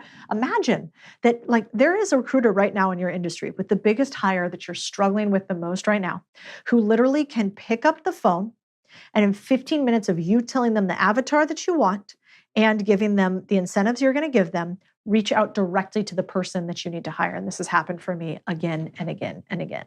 Number 4, competency collector. I sniff out competence like a German shepherd on a cocaine trail at the airport. Once you know the scent, you can't help but jump on it. And I think people say business cards are dead. They've never hired operators for blue collar businesses before. Keep a few of your cards on hand. Then every time you see somebody go above and beyond, give them your card. Collect competence. You'll never know when you could need it next. I hire a lot of employees just by finding people who get shit done. We call them the GSDs. Number 5, the friend flywheel. We all occasionally get that person who asks us if we know anyone for XYZ position. Here's the catch here. Be the person that takes 10 minutes every time someone asks to try to connect them to someone. Try to actually find the person that they're looking for. At the very least, give them a few names. Why? Because you're going to ask for a favor one day too. Small actions of giving ripple into big time waves. So if you're the friend people go to for talent, they'll be the same for you. Number 6, one of the last ones, social media hiring. I consider this the superhighway. Your social media is a walking billboard. Use it as a hiring funnel. When you build in public, your billboard stands on people's commutes for free. This done right brings you competent candidates who are more likely to understand your mission and believe in it. You know, I've spent years building up a really big social following, and that means that one post leads to hundreds or thousands of potential hires. You know, recently we received over 500 applications for an operator job listing for one company. They came from my social channels alone. And in fact, if you guys are ever looking for jobs, go to contrarianthinking.co, scroll to the bottom for careers, and there's tons of them on there. We're always looking to hire. Make sure that you and your business have that same, because I think the amount of money you make will always be limited by the level of talent you can attract. So don't shortchange yourself. Do whatever it takes to find a great operator. See you next week. I believe you are capable of building big, beautiful companies. Hey, I have something special for you for being such a loyal listener because you're here with me all the time. I get asked by a bunch of you, how do I tell if I should buy a business or not? Should you buy a business or not? What price should you buy a business at? How do you structure your deal? I got you, fam. So I'm going to gift you our deal calculator. Every time I look at a deal, I grab the numbers, plug it in here, and see how much money I could make or lose if I did a good or bad deal. So this is my gift to you. And if you're serious about buying a business, we want to help you. You can talk to my team about if you're a fit for our business buying community or curriculum. No matter what, here's your free gift. And if you need a hand to hold, I got you too. Hey crew, this is so cool. The podcast is growing like crazy, and it's only actually because of one thing, you. I don't know if you know this, but the only way the Big Deal Pod grows is when you share it with somebody else. We don't do ads, we don't do pay for play, we don't go on other people's podcasts and talk about it. So if you think there was something helpful here, if we made you money, we made you think about your business or life differently, the most beautiful thing you can do for me is share it. And the most beautiful thing you can do for someone that you care about is to share it with them, help them grow alongside you. So please share the pod. That's how we grow. And also tag me on anything you share. I love resharing other builders across Instagram, Twitter, and all other platforms. Thank you from the bottom of my heart. You're super important to me. What is the simplest, smallest action that you could apply to have discipline in your life? The problem is we tend to think of these ideas as like things you are or aren't. Aristotle specifically says, no, that's totally wrong. So if you want to be more courageous, you got to do stuff on a consistent basis that scares you. That's how you have courage. That's what discipline is. It's a habit or a practice that you build, not a thing that you are or aren't. Today, best-selling author Ryan Holiday breaks down the exact frameworks he uses to stay calm when everything's on fire, make sharper decisions under pressure, and most importantly, for you to get things done. So if you want to build a mind that doesn't crack when the stakes get high, this conversation is for you. How do you battle procrastination? And what have you learned through Stoicism on how the greats do this too? Seneca says, this is the one thing all fools have in common, is that they're always getting ready to start. I'll do it in the morning is probably the most insidious lie there is, but it also presumes that there is a later. Can Stoicism help with anxiety? Of course. We know the Stoics experience anxiety. Marcus Aurelius talks about it in Meditations. He says,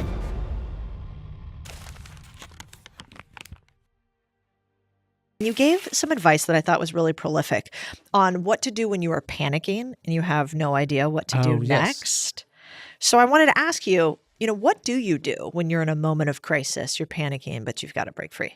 So actually, this came from a talk I gave to the Los Angeles Rams. We were talking about this idea of panic rules. Like, what do you do when coverage gets blown? What do you do when things go crazy? Like, what are the sort of bedrock best practices that you go back to?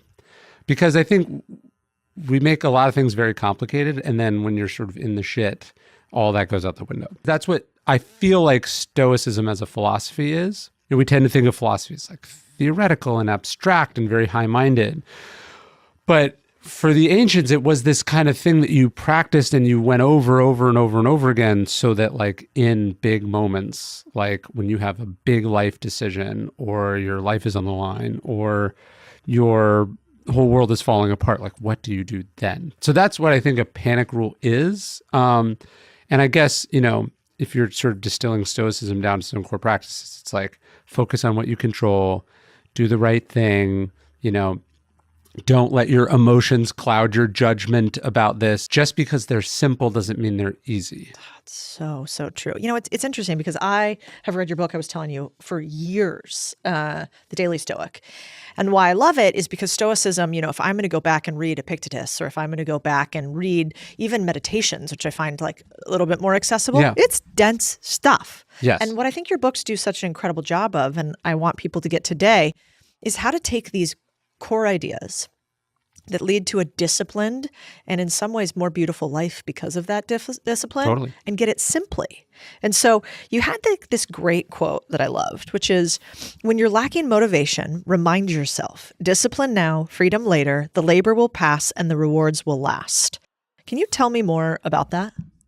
Yeah, there's a line from one of the great Stoic teachers. His name was Musonius Rufus. And he said, when you do something in pursuit of pleasure, or you're taking a shortcut, like the benefit that you get from that passes quickly, but the shame or the consequence of it lasts. And he says, conversely, when you do something hard, the labor passes quickly, but like the good from that remains. Like when you work out, it's painful in the moment.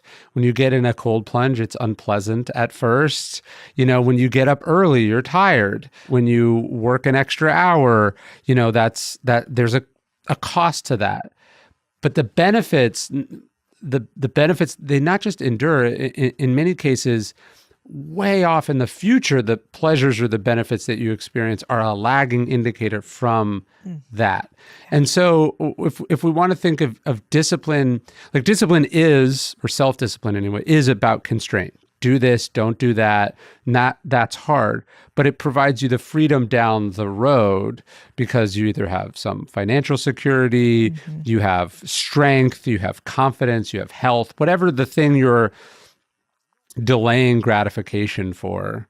Well, at some point you do get that gratification, and it's a more sustainable, enduring, and stronger reward than whatever you would like to get in this moment. Yeah. My husband's a former Navy SEAL, and I remember, asking him once, like, why do you like to follow the rules so much? He actually likes to follow the rules often. I think you would agree with that classification. And I sort of don't. And silly rules, like I'm going to walk across the street, not in the crosswalk, like very silly things. And he'll be like, let's just wait for the thing. And, I was like, how does that work? Like, you're a Navy SEAL. And his comment to me was like, the only reason that we could do the things that we did is because we had to operate inside of the rules. Sure. And like the second that you lose the rules, there's actually all of this freedom within the constraints.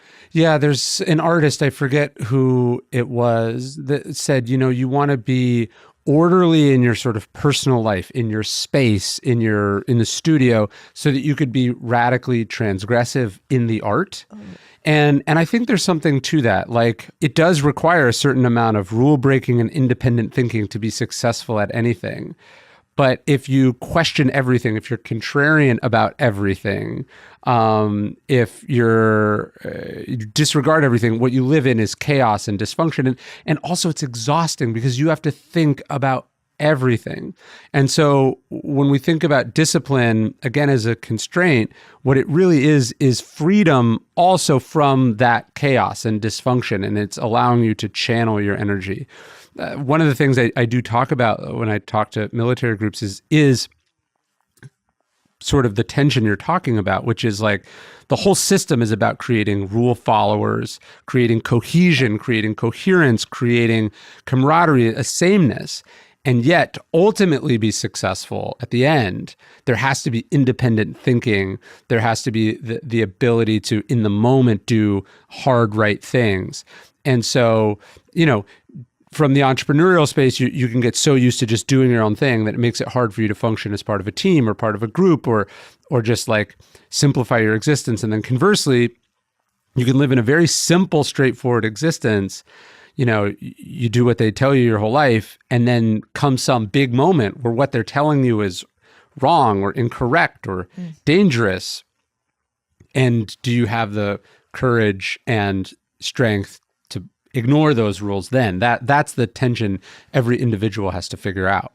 Yeah. You've read, I don't even know how many books and papers and research. You own a bookstore, for the love of God. Yeah. And so, what I think is interesting is if we take these like esoteric ideas, kind of like discipline, you do a great job of simplifying them to the things that you can do. So if somebody's listening today and they're like, all right, I'm buying what you're selling. I'm buying this idea that a life that is more disciplined could actually be better.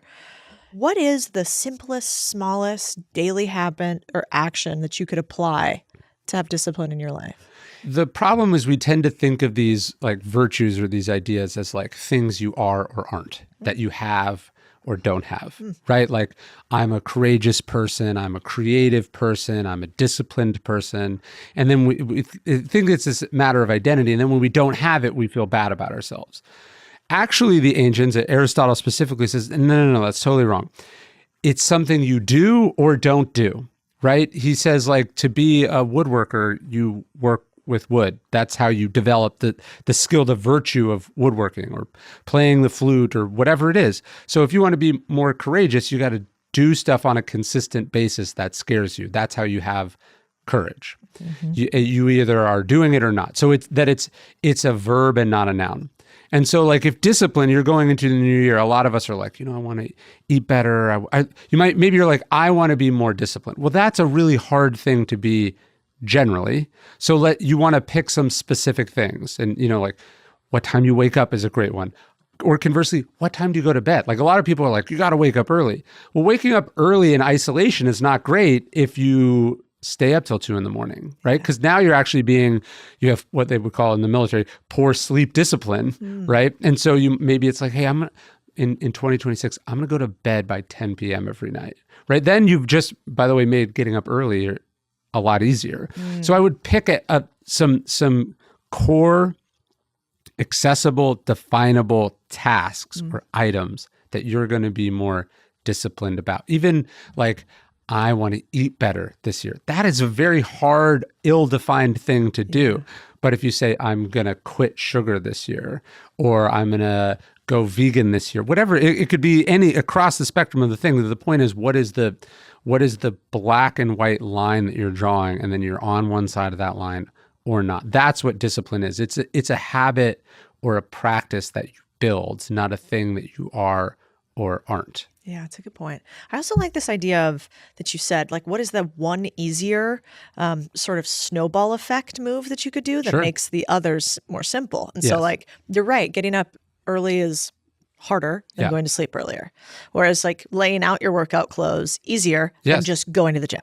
So it's like, what is that preemptive move you could do that's 10x easier, but leads to a higher likelihood of you doing the next step? Yeah, like I want to use my phone less this year. Okay, so I'm going to delete social media apps from my phone, or I'm not going to. Do you actually do that? I don't have any social media apps on my phone. Like my husband, he's the same. This is so. I obviously have to use it for my work. I mean, I have a team that helps me, but like if I have to check, it's on my wife's phone. So I go, hey, can I borrow your phone for a second? And then there's a ticking clock. She's like, give me my phone back, But the point is like, how do you make it a little bit less tempting, right? Yeah. Or maybe you go, I'm not going to sleep with my phone in the room, or I'm going to leave it in the car when I get home from work, right? And so you can say, hey, generally, I just want to do the less of this thing, which means you're going to have to make lots of individual choices throughout the day and the week and the month and the year. And you might be able to start strong with that. But as you go on, because you're tired, because you're hungry, because stuff's happening, you're going to be able to make excuses. And so how can you make clearer, simpler things that have like a big cumulative impact? That's what you want to think about. We're just such good self-rationalizing machines too. Yes. Like I've realized that, everybody's like, oh, that guy's bad, that guy's good. I'm like, we're all sort of bad and good. We're just varying degrees of good at self-rationalizing why we're bad or good. Yes. Yeah. I mean, there is this insidious voice that's always sort of, well, it's okay this time, right? The ability to make excuses, the ability to make exceptions. This is like our superpower. And you want to sort of preempt that as much as you can. I like this idea of no phones because you have another quote I love, which is the secret to success in almost all fields is large, uninterrupted blocks of focused time. Of course. Which feels, one, impossible to get. Yeah. And so how do we get it? And why is that the key? What does history and your experience tell us? Most of the big things in my life came from lots of thinking or concentration. I had an epiphany, I had an insight, I had an idea. Mm-hmm. I worked really hard on a problem. And then you go, well, if that's really the big mover, right? Even the number of ideas that I've had on vacation or on walks with my family. I go, if I didn't have the discipline to put my work down and go for a hike, the last series I did, I had the idea on a hike with my kids. And so how are you setting the events in motion so that thing can happen, right? And I think people know that creativity and problem solving requires focus. And then you go, okay, but when I look at your calendar, you were all meetings all day, all week. Of course you haven't been having ideas, right? Of course you haven't been having those conversations that unlock something. And also, of course you aren't happy. Like this isn't what you're meant to do. You're not meant to be on Zoom calls all day. This sucks, right? And so I think like when I look at my calendar, I was just talking to my assistant about this, their job is to keep things out of the calendar, not put things in the calendar. the calendar should have large amounts of white space, in my opinion. And that's not because I'm not working. It's because I haven't scheduled interruptions to the work. Like if there's a blank space in the calendar, I'm going to use that productively. That's who I am. But if there is podcasts and meetings and errands and phone calls, what I'm not only am I not doing the thing, now the thing I'm supposed to be doing is I'm trying to squeeze into the little cracks as opposed to it being the main thing. So like, how do we schedule the time when we're at our best is really important. And to me, and I think you find this with most creative people, it's usually the mornings when it's quietest. Toni Morrison, the novelist, she was a single mom and she was an editor at Random House as she's working on her first novel. And she found, like, to get any writing done, she had to get up. She said, not just to get writing done, but to do her best writing, she liked to write as she saw the sunrise. And then she said it was, she found that she did her best writing before she heard the word mom for the first time. And so you're like, okay, so you know that is from 4:30 a.m. to 6 a.m. And so you've got to orient your day around that, not, well, that's when I'm best, but I actually sit down finally to write at 2 p.m. And so when are you at your best? When can you concentrate the most? When are the fewest interruptions? And then how do you make some hard adult decisions to center everything around that? I feel like you need to stop yelling at me. Sorry. Because I feel very called out about I'm this. yelling at myself as well. And these are things you learn the hard way. Like every time I sit down to work in the afternoon, I'm like, this is why I don't do this. Because like I'm at best 70% of my best, and that's not what you want to be doing. But I love that line, like your job is to keep things off the calendar, not put them on. That is not typically how we think. And it's like this inverse thinking, the Charlie Mungerism, which is like, what is actually the goal? And so how can we think 2 or 3 steps forward? I like how your mind works like that. And so you have a couple quotes that I love too on procrastination. Yeah. Which is something we all struggle with. But this one about to procrastinate is to be entitled. It is arrogant. It assumes there will be a later. It assumes you'll have the discipline to get it later, despite not having the discipline now. Yes. And it's so beautiful. And so tell me, how do you battle procrastination? And what have you learned through Stoicism on how the greats do this too? Well, we all battle procrastination. This Seneca says, this is the one thing all fools have in common, is that they're always getting ready to start, right? Like we don't say we're never going to do it. We say tomorrow, we say next week, we say in the new year, right? We say when the kids start school, right? We make up a reason why it can't be now. And the problem with this connects to another really, I think, powerful Stoic practice. I have a Memento Mori ring on right now. The Stoics are meditating on our mortality. So like, it's not just like, hey, you're probably not going to get to it later. That's a lie we tell ourselves. I'll do it in the morning is probably the most insidious lie there is. But it also presumes that there is a later, right? Like it presumes that you can call your mom, when things settle down. It presumes that next year is yours to take for granted. And it's not. We don't have forever. Not just that all of us are going to die at some point, but that point could be like right now, or conversely, could be someone else. I mean, it was a very life-changing experience for me. I feel guilty on some level that it came out of such a cost. But I remember when I was an editor at this newspaper, a friend of mine sent me this article. He was like, hey, here's my column. And I saw it. I remember I looked at the email and I was like, I'll get to this on Monday, and he died on Sunday. He went out for a hike and he had a heart attack and he died. And I didn't even give him the courtesy of saying like, hey, I got this. Thank you. I'll review it on Monday. I left him on red, And so not only do you not have forever, not only could you go at any moment, but the person or the thing that you're taking for granted could go away at any moment. And so it's not that it is for certain going to go, but it could. And this has to inform our procrastination, our tendency to procrastinate, because in light of it, it becomes extremely entitled and in some cases very reckless. You just landed your first major client. Congrats. This is huge. But here's the thing. Big wins come with big exposure. One mistake, one mishap, one unexpected accident, and that dream contract could turn into a nightmare. Next Insurance helps owners like you protect what you're building. So you get instant online quotes, coverage tailored to your specific business, and an instant certificate of insurance so you can start work immediately. No complicated forms, no waiting around for someone in a cubicle to approve your livelihood. So whether you're a contractor, creator, consultant, cleaning crew, Next makes it painless to get protected so you can focus on growth, not what could go wrong. Winning is great, but getting covered is what keeps those wins. Check out nextinsurance.com/Codie and protect your first major contract today.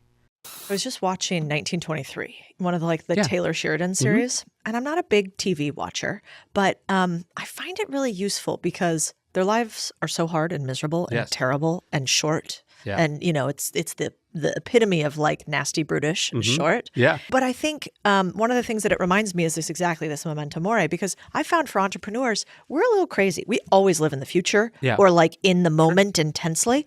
And so this idea of it could all end, it's not going to matter, you don't matter, is actually kind of hard. And so I was curious from your take, for high achievers in particular, is living in the moment and this idea of analyzing death particularly hard?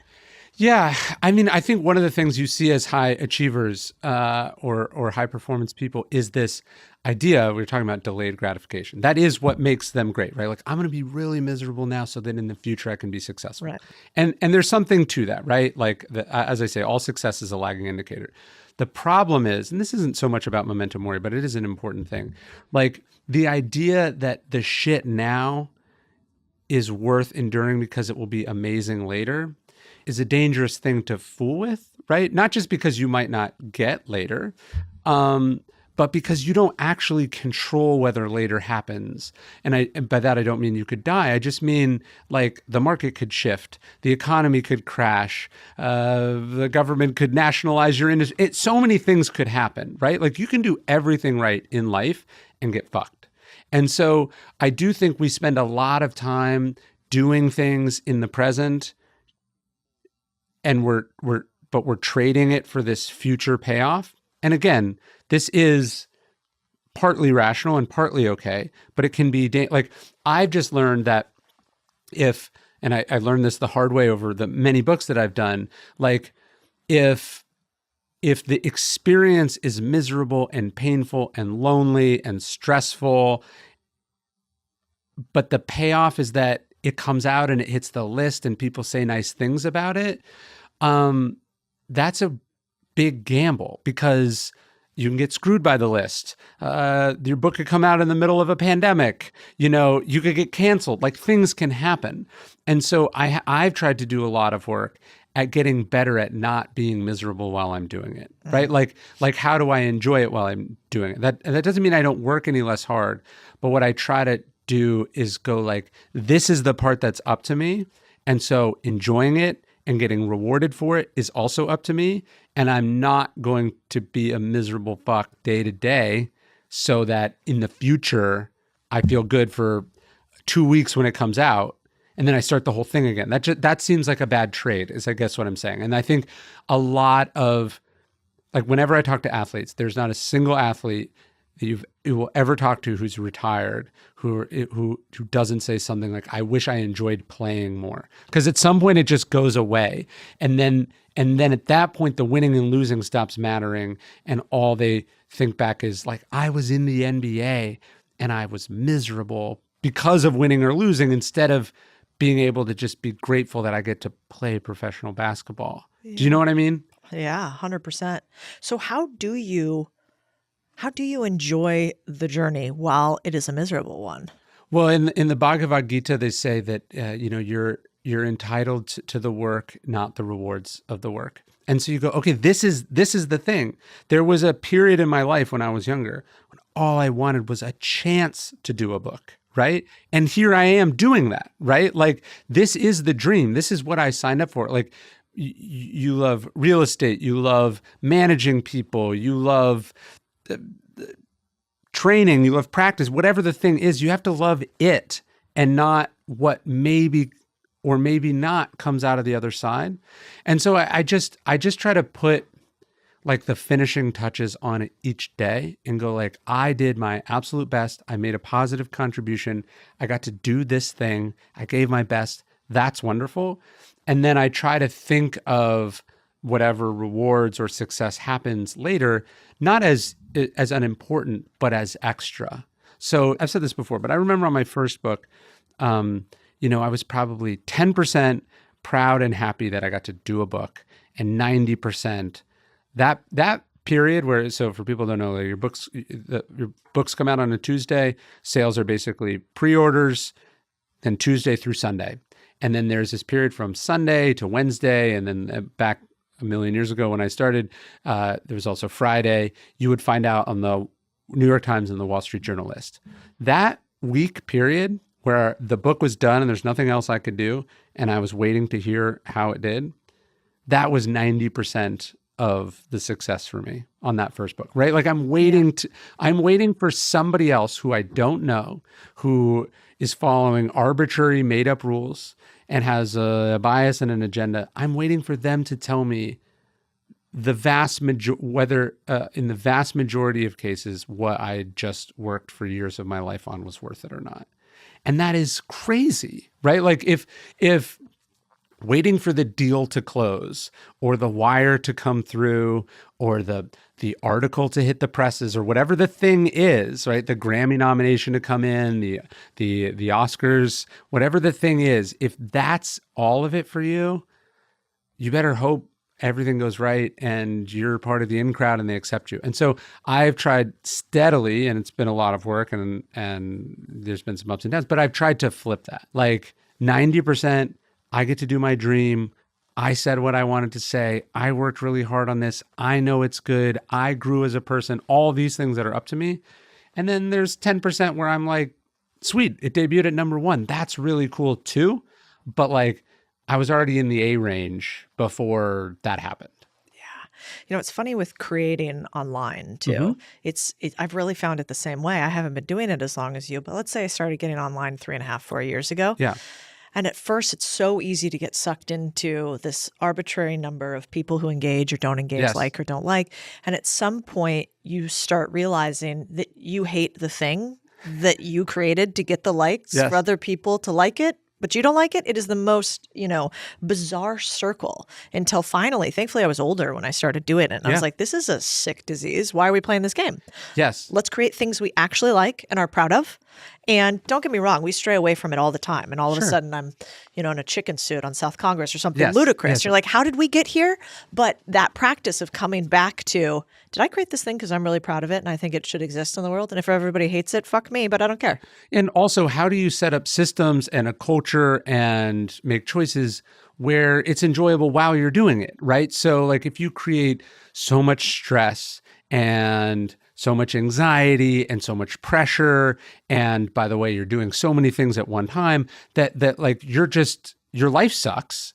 Again, you're putting it all on the potential payoff, which if you talk to successful people, nobody ever gets. And I don't mean that they're never successful. I just mean nobody feels like they arrived, that they finally got, more out of it than they put into it. That never happens. So you have to think like, how do you make your day-to-day life and system and career and the thing you do as close to a form of reward and enjoyment and a process that you appreciate.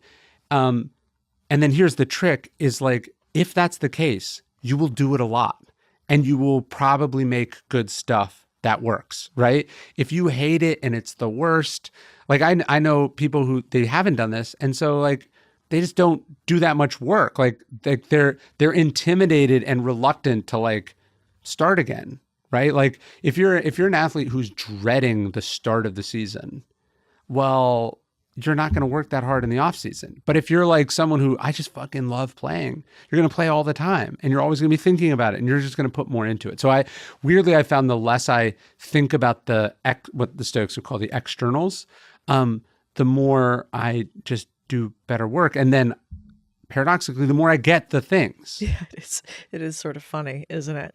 I want to talk about another paradox that I loved a story you wrote, actually in the new book, Wisdom at Work, which is you tell the story of a Zen master and his beautifully prized cup and what happens, and then the story of Epictetus and his lamp. And one, I think it'd be interesting for you to tell the story if you remember it.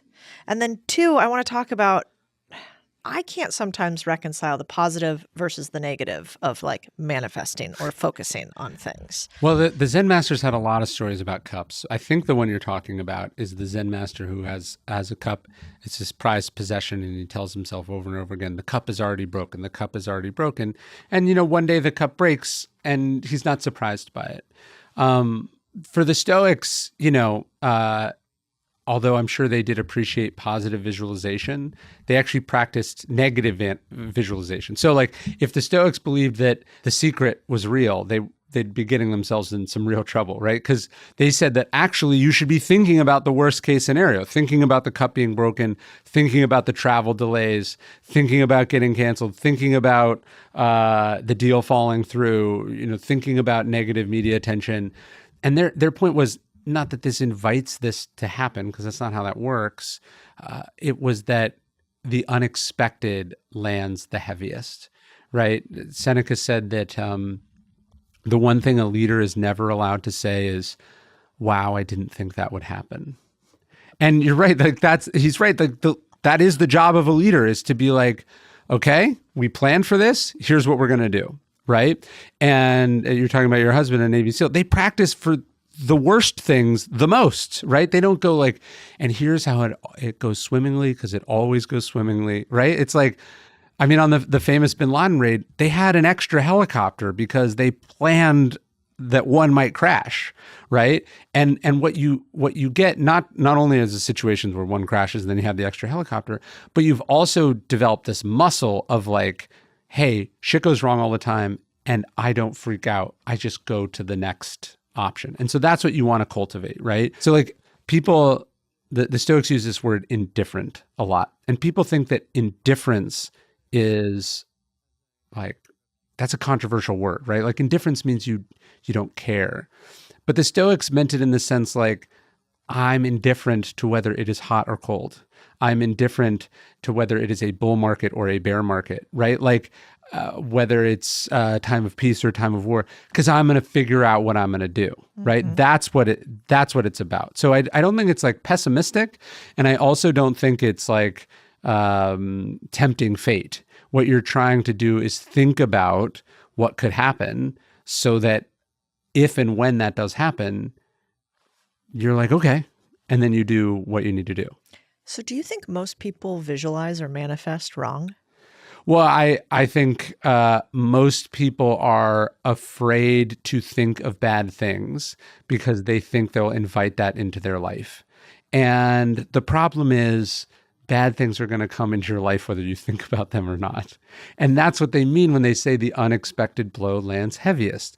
Like to be surprised is to add insults to injury, right? To think it's unfair, to think that it's devastating, to not know what to do. That's how you take a bad thing and make it worse. So I don't think, in a bull market or in a boom time to be going, what would I do if market dropped by 40%?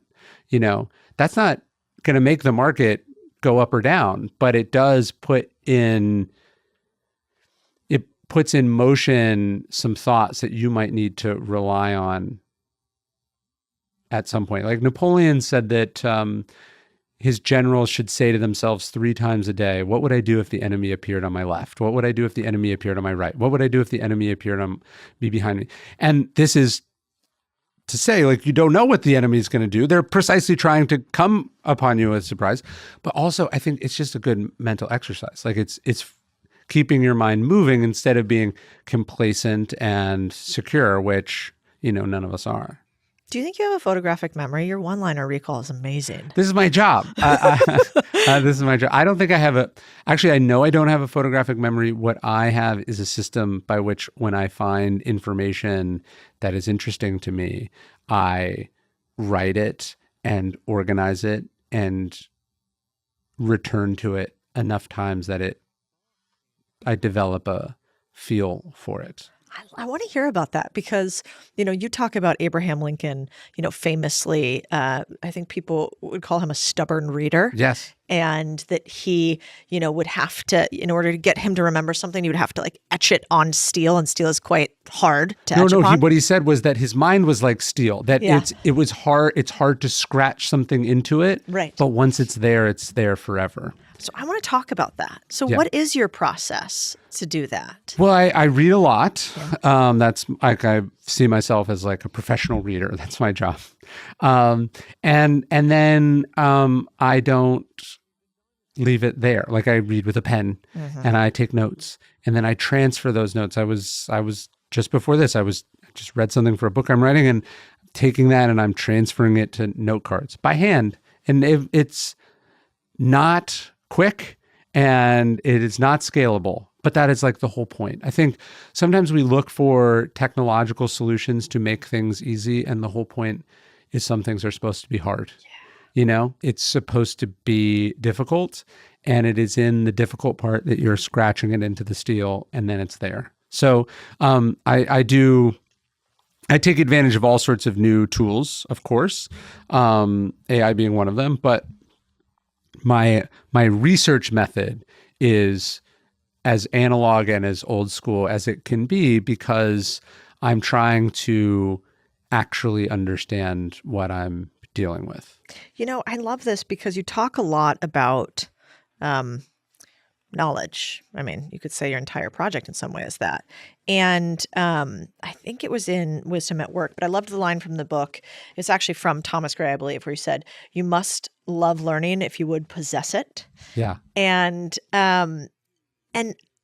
I think that was applied to Lincoln in your book.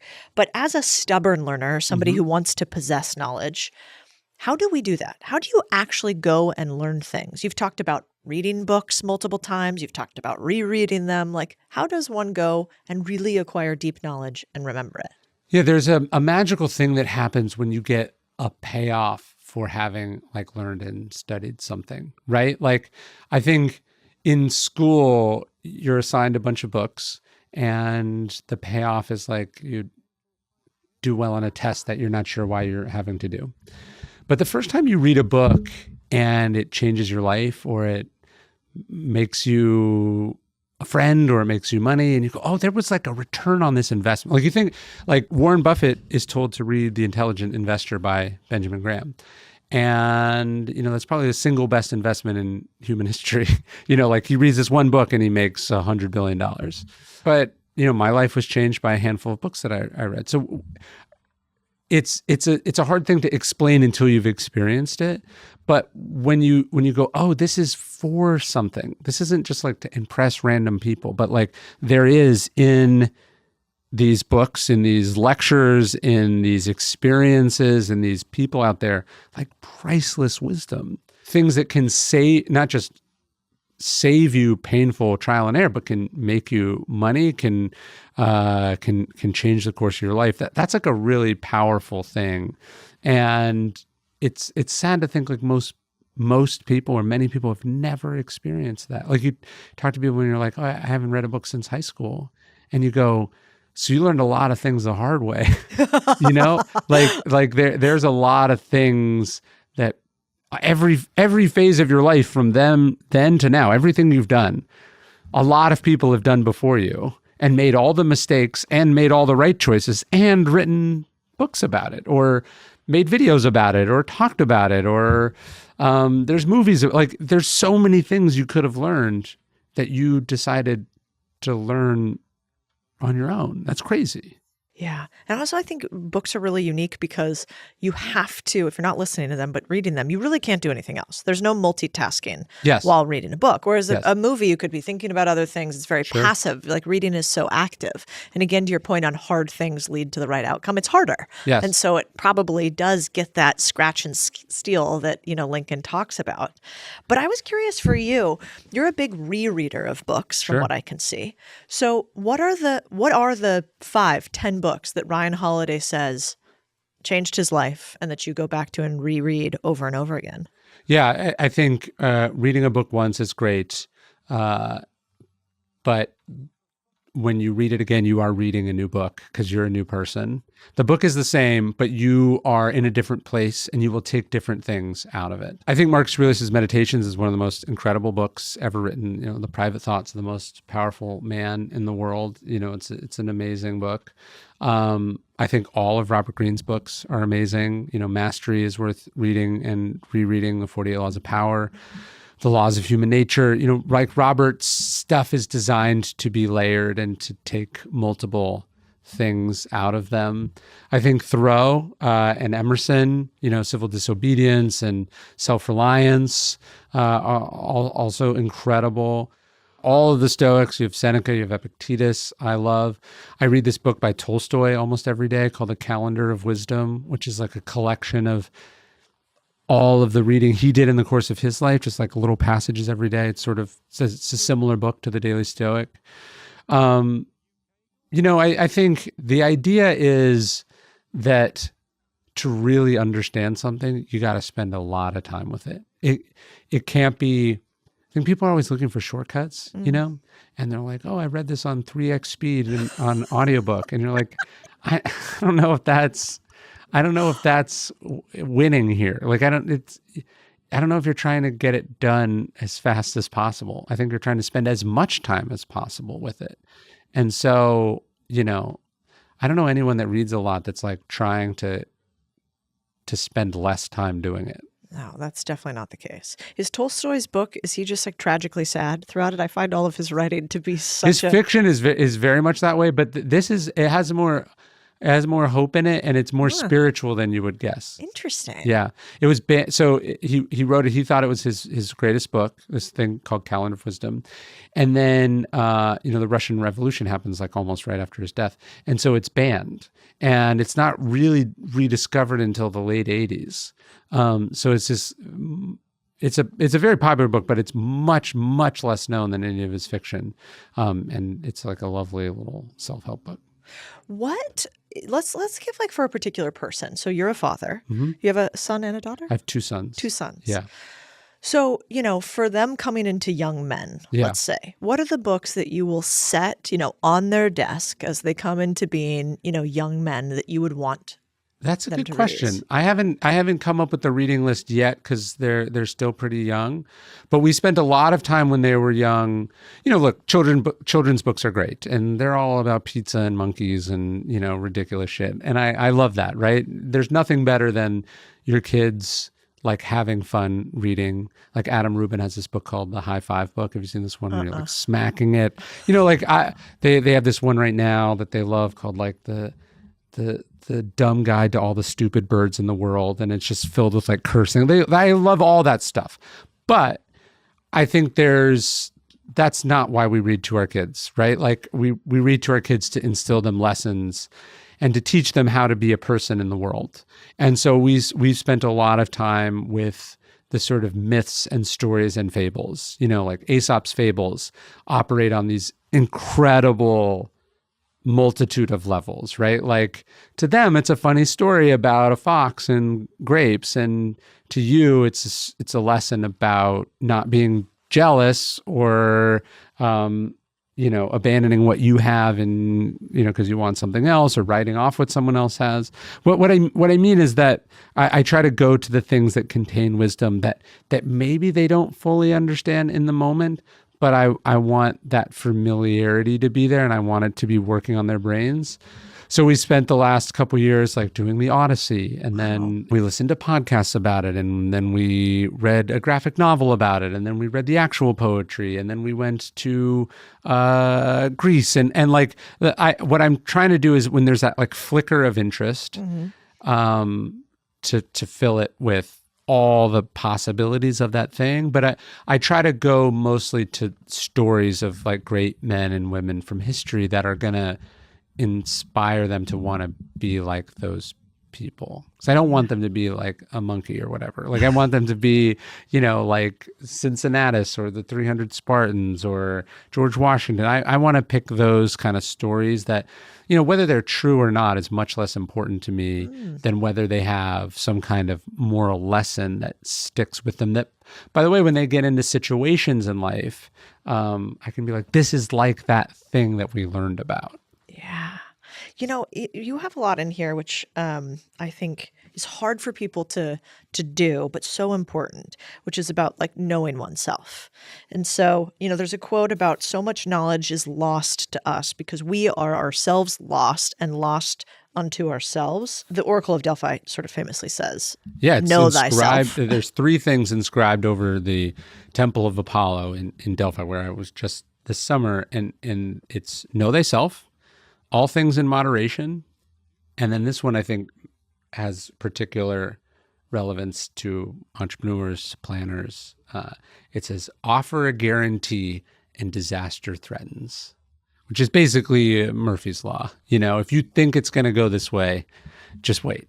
But we tend to chase knowledge. We want to learn about all these facts in the world. We want to learn about these systems, this history, how physics works, how the universe works. And then, we're strangers to ourselves. Like, I've met a lot of smart people.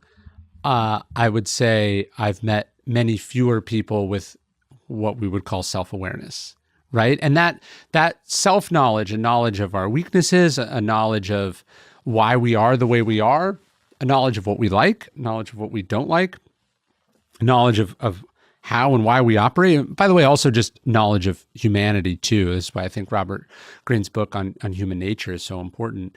But just like knowing like how we work, why we work, and some of this you get from reading, some of it you get from experience, some of it you get from therapy, some of it you get from close friends. But the idea of just like knowing yourself is ultimately going to be the knowledge I think you need most at difficult points in your life, because you're going to want to catch yourself from doing that thing that you might unconsciously do, or following that pattern again, or, reacting immaturely or irresponsibly. Like we all have, I would say like an inner child, right? Like there's that part of us that's still a kid, and you don't want a kid making adult decisions for you, right? And so if you don't know who that kid is and what they're triggered by and why they do the things they do, you're going to make some real irresponsible, dangerous decisions in the moment.